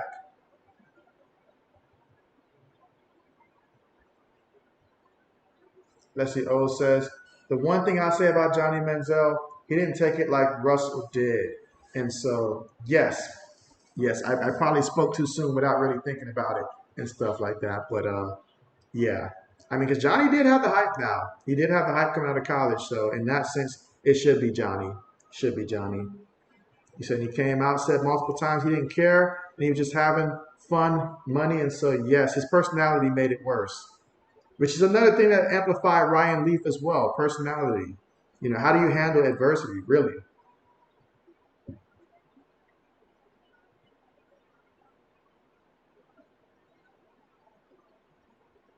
Larry says Vikings drafted offensive tackle Matt Khalil, 4th overall. All other offensive tackles drafted that high became Hall of Famers. And so, oh man, you hate to be the one that drafted the guy that didn't, though. You hate to be it.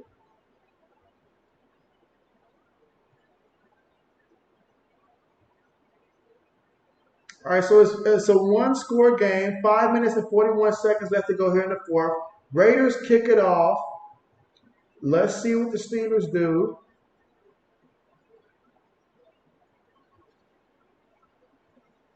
Let's see, Lewis says Rashawn Salib and Curtis Enos.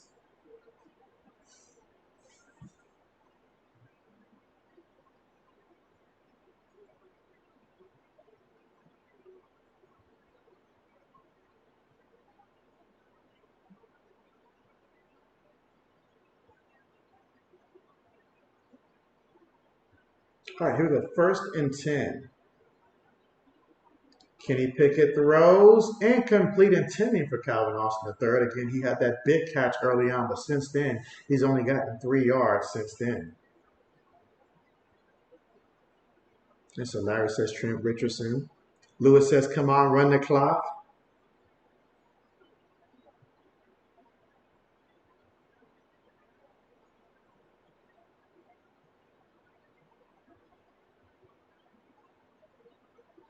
But yeah, good old Trent Richardson. 2nd and 10. Takes out of the shotgun, fits to Najee Harris up the middle, and he picks up 2 yards. So now we're going to have 3rd down, come up 3rd and 8 from the Pittsburgh 27-yard line. So if you're the Raiders, you want to get a stop right now. If you can get a stop, you get the football back, give yourself an opportunity to go down there, drive down there, and try to tie this thing up. And if you're Pittsburgh, you want to keep continuing to get first downs. Braden says that's what Carmichael is saying too, LOL. Oh, you know it. You know it. You know it. All right, meanwhile, we got 4 votes in, and the poll is tied. Old says, if I'm Hunter Renfrow, I'm telling Josh to trade me. Meanwhile, 3rd and 8, and they're going to stop the play here. We got a timeout call by the Pittsburgh Steelers.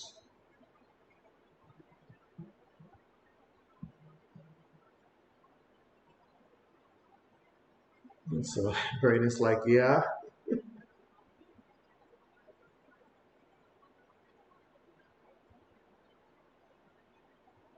Name an NFL trade that when it happened at the time of the trade, you thought it was a really good move, but it didn't work. And to this day, you're convinced that it was just bad luck because the trade was good. An NFL trade that it was good for it just got to be just good for one team. But for whatever reason, it did not work out. And you don't even know why. Like the first trade that came to mind for me was when the Raiders many years ago traded for Carson Palmer. And for whatever reason, Carson Palmer did not work out for them. It might have been the head coach fault, but I won't go there. But it just did not work out like it should. Meanwhile, the pass, oh, incomplete. Excellent job in coverage. He said, not today. Not today. Larry says, greatest rounder ever. And so, oh, you already know Tom. You already know that. Oh, it says, because they're not using him, Pats are missing that wide receiver.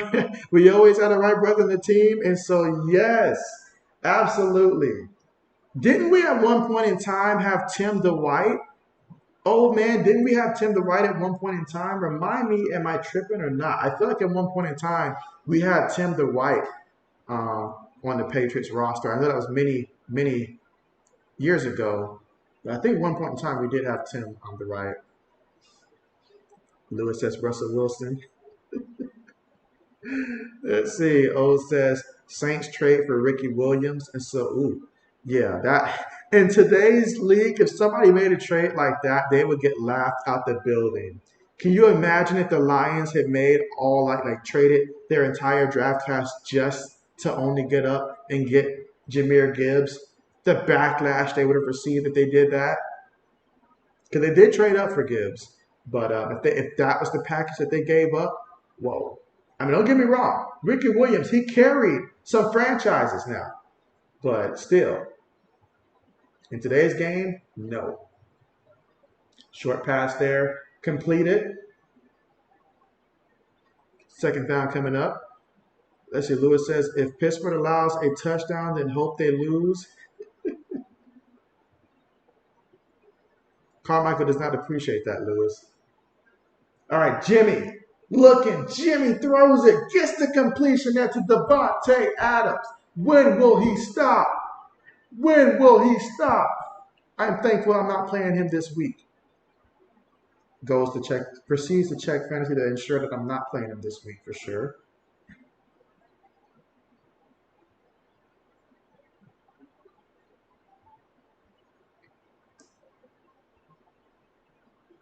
Who does have Devontae Adams in our league? That's what I want to know. All right, Jimmy takes the snap from the Steelers' 34-yard line, throws over the middle, incomplete. He was aiming for Josh Jacobs. They're incomplete.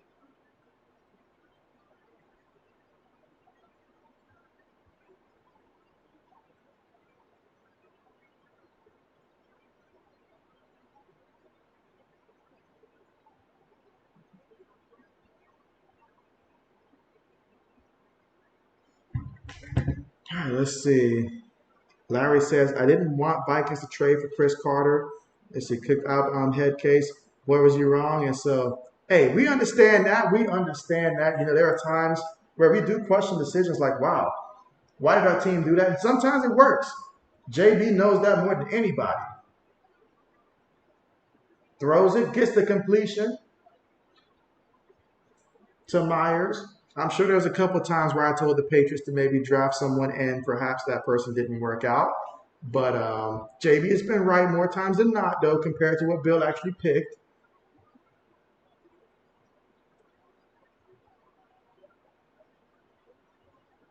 All right, 3rd and 2. I remember I thought when we drafted Brandon Merriweather, I thought he was going to turn out to be a beast in the secondary. I thought he was going to just really turn out to be maybe, if not a Sean Taylor, he was at least going to be solid for us, I thought. Meanwhile, hands it to the back up the middle, and Jacobs takes it to about the first down marker here. He might be just shy. All right, they're saying a yard shy. Let's see. You say, but you could be wrong, but you don't think so. You say, but let's see. You say, are you talking about Timothy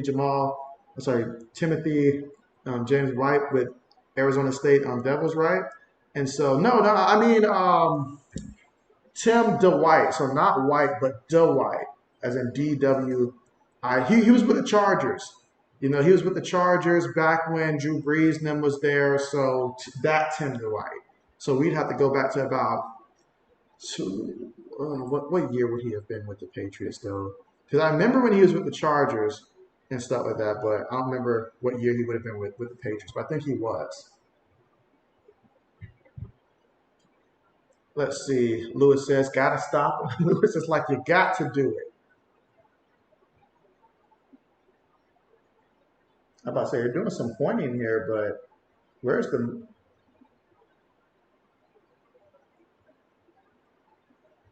All right, so after backing them up, they're going to opt to go for the field goal here. JB doesn't necessarily love this call here, but I get it.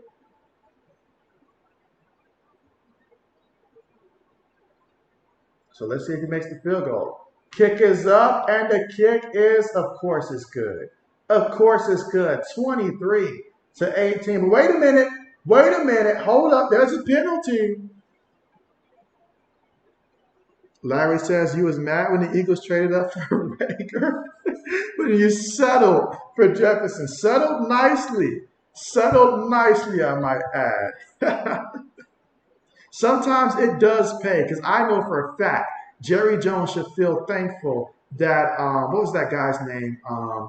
Paxton Lynch did not end up falling into his hands because that would have been a mistake. So he avoided that one, although he admitted that's who he wanted. Yeah, some things should go better off unsaid. Oh says, oh, okay, my bad. Yes, there's a lot of Tims. And so, yes, Lewis says automatic first down. And so, man, that's huge. That's huge. Oh man, Lewis, you about to go out there and play some defense.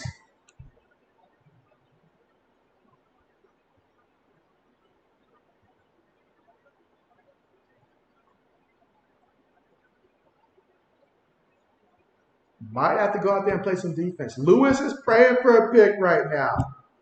He's like, where's Malcolm Butler when you need him? All right, with 3 minutes and 10 seconds left to go here in the fourth quarter, Jimmy Garoppolo's lining up in a shotgun. He needs to get 15 yards to get into the end zone. He takes the snap out of the shotgun. In the pocket, moving, throws it. Jacobs gets the catch, and he's going to take it to about the 8-yard line. Second down coming up.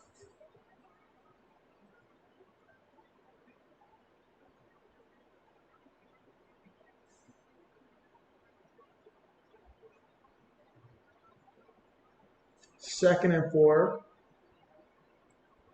Let's see, Larry says, JJ looking for 2,000 yards. Rager's looking for his third team. You say huge penalty. Throws it incomplete. Incomplete. Third and 4. We got third and 4 here. Oh, man. I can't help but remember, and Braden, you're going to want to cover your ears for this one. But when the Packers and the Buccaneers were playing, and I think it was the first year that Brady was with the Buccaneers, and like Aaron Rodgers had like 2 shots to get into the end zone, and they opted going for the field goal on that fourth down rather than try to get into the end zone to win the game against Tampa Bay. And what a dumb decision that was, and stuff like that. But yeah. All right, so out of the shotgun here, third and 4. Myers goes in motion. Jimmy moving. Jimmy just throws it up there, and that's going to be a nice effort, but incomplete. Fourth down coming up. We've now got 4th and 4. 2 minutes and 25 seconds left to go here. Lewis is wanting to miss.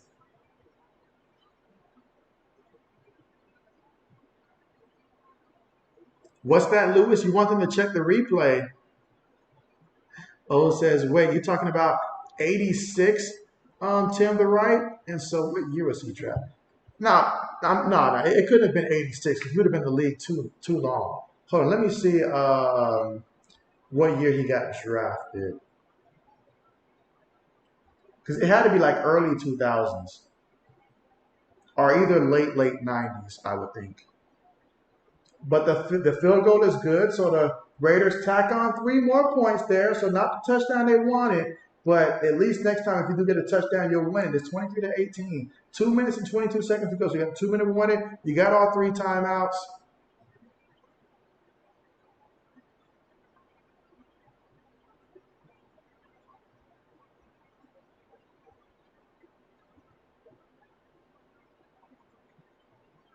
Let's see.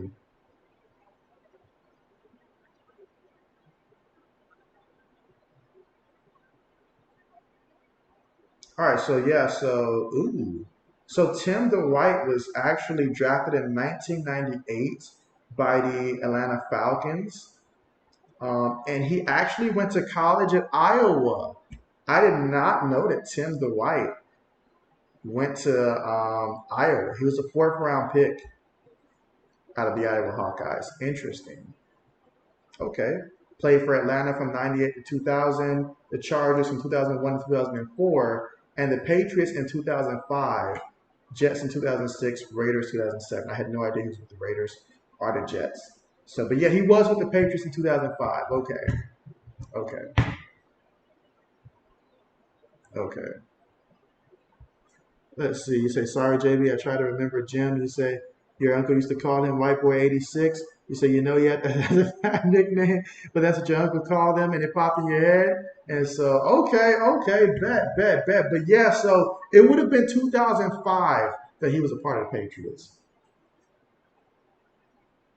But now the Steelers, with 2 minutes and 22 seconds, can they ice the game? That is the question. Pick it up under center, feeds it to Najee Harris up the middle, and Najee is going to pick up 5 yards on the carry. And so that's a big run right there. Raiders are going to call a timeout, but you cannot let Najee pick up yards like that. Otherwise, it will be game. Larry says, worst NFL decision, Mark Davis haircut. I agree. And that is undisputed right there. Absolutely. Let's see. O says, yeah, he used to rock number 86 with the Pats. And so I got you now. I got you.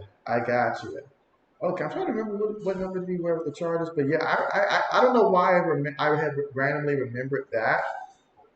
But yeah, I remember that. Because as we mentioned earlier on the last ESPN 2K video game, I do remember Tim the Right being with the Chargers, and he had like a 75 rating that year and stuff like that. Meanwhile, Najee Harris picks up 3 yards on the carry there, which is going to set up 3rd and 2. And the Raiders are going to call their second timeout right now. So this is huge. A big 3rd down coming up here. If you're the Raiders, you got to get a stop. You burnt 2 of your timeouts. Yes, you got the 2-minute warning. Yes, you got one more timeout. But really, you got to make a stop right now.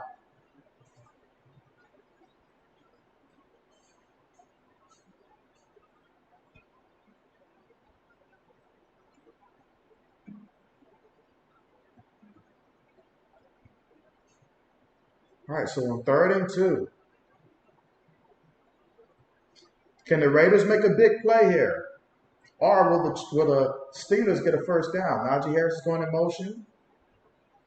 Pickett gets it. He's bootlegging, throws it on the run, and gets the completion to Allen Robinson III. And that's a big 1st down right there for the Pittsburgh Steelers. And that's going to take us to the 2-minute warning. And the Raiders, they only have 1 timeout remaining.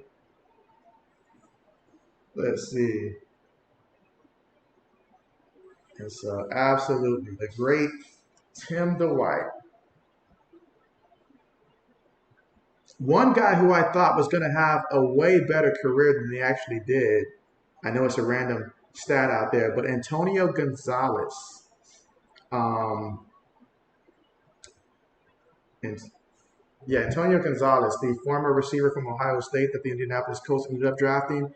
I thought he was going to be like an upgrade from what they had with Brandon Stokely after they moved on from him. But he really gave them maybe 1 year, possibly 2, and that was it.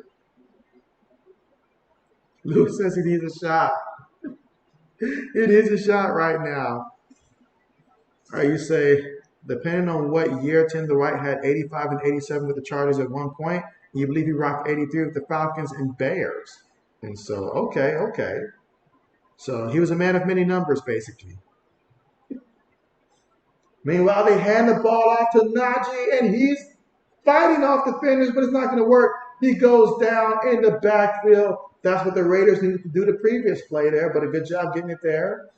It's going to call a timeout, and that is the Raiders' final timeout. They cannot stop the clock by means of timeouts for the rest of this quarter and game.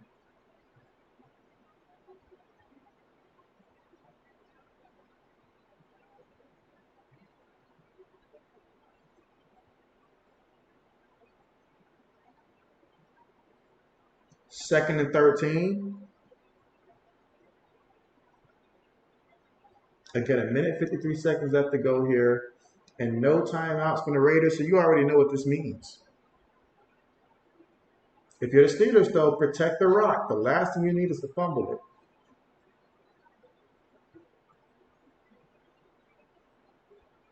Line up in the shotgun, gives it to Warren, and Warren fighting up the middle there, takes on the contact and everything there. Great job holding on to the ball, I guess.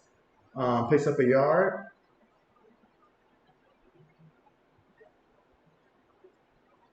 It's a big third down right here. Big third down. Raiders discussing what to do here. But if the Steelers get a first down, then that's game if they get the first down. Braden says pretty much run his fantasy matchup. Way to celebrate. I know I lost in my other league. I don't even have to look to know. I already know. And in my league, I'm highly concerned because A.J. Brown has not had a good game yet. And I got to depend on him and Dallas Goedert to come through to get me the W. Which is possible, very possible. But still. Meanwhile, Jalen Warren loses 2 yards in the play. So fourth down coming up.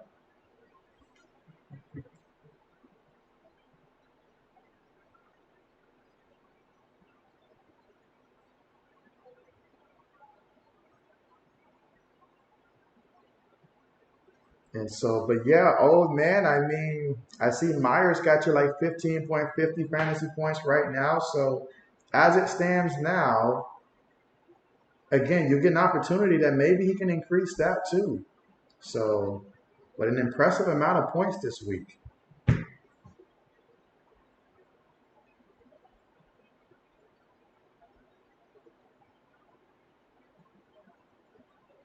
Let's see, Lewis says, punt it out the stadium.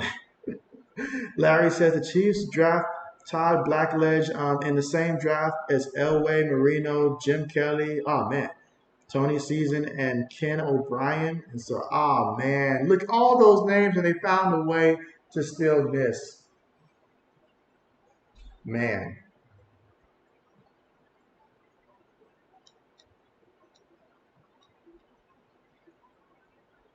All right, so we got the punt on the way. 20 seconds left to go in this one. Let's see if we get a return. No, he fair catches it. He lost the ball. He lost the ball. Oh, my goodness. He lost the ball. Oh, that would have been the game. Wow.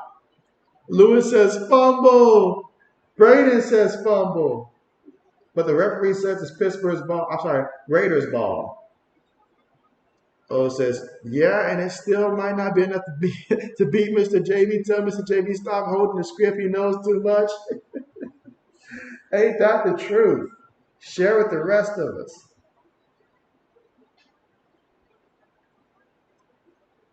All right, so this is how you pad some numbers potentially in fantasy.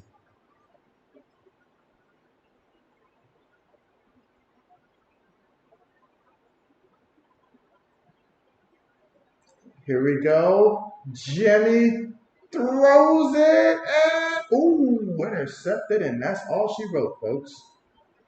That is all she wrote. Thank you, ladies and gentlemen, for coming through for this one.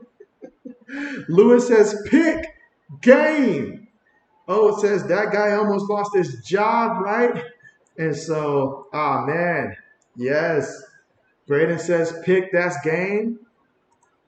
And Lewis with a strong start to the season, 17-3. I mean, wow, he's basically like the Gonzaga of the sports betting world, basically. Braden says feel bad for Devontae. Oh, says Jimmy G is horrible. Yes, I do feel bad for Devontae. Tell Devontae we got room for him in New England. We got room for him. He's going to take a pay cut, though. Let's see. Brandon says, good night, JB. Great stream. Yeah, good night to you. Thank you guys so much for coming through. It's been great.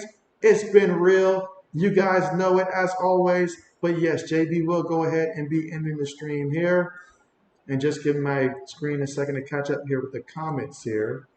But yes, good night to you. Absolutely. Let's see. Let's see. Serious. Larry says, good night. You say, oh, good game subbed, and I'll be back. And so, hey, I appreciate that. I appreciate that. And thank you so much.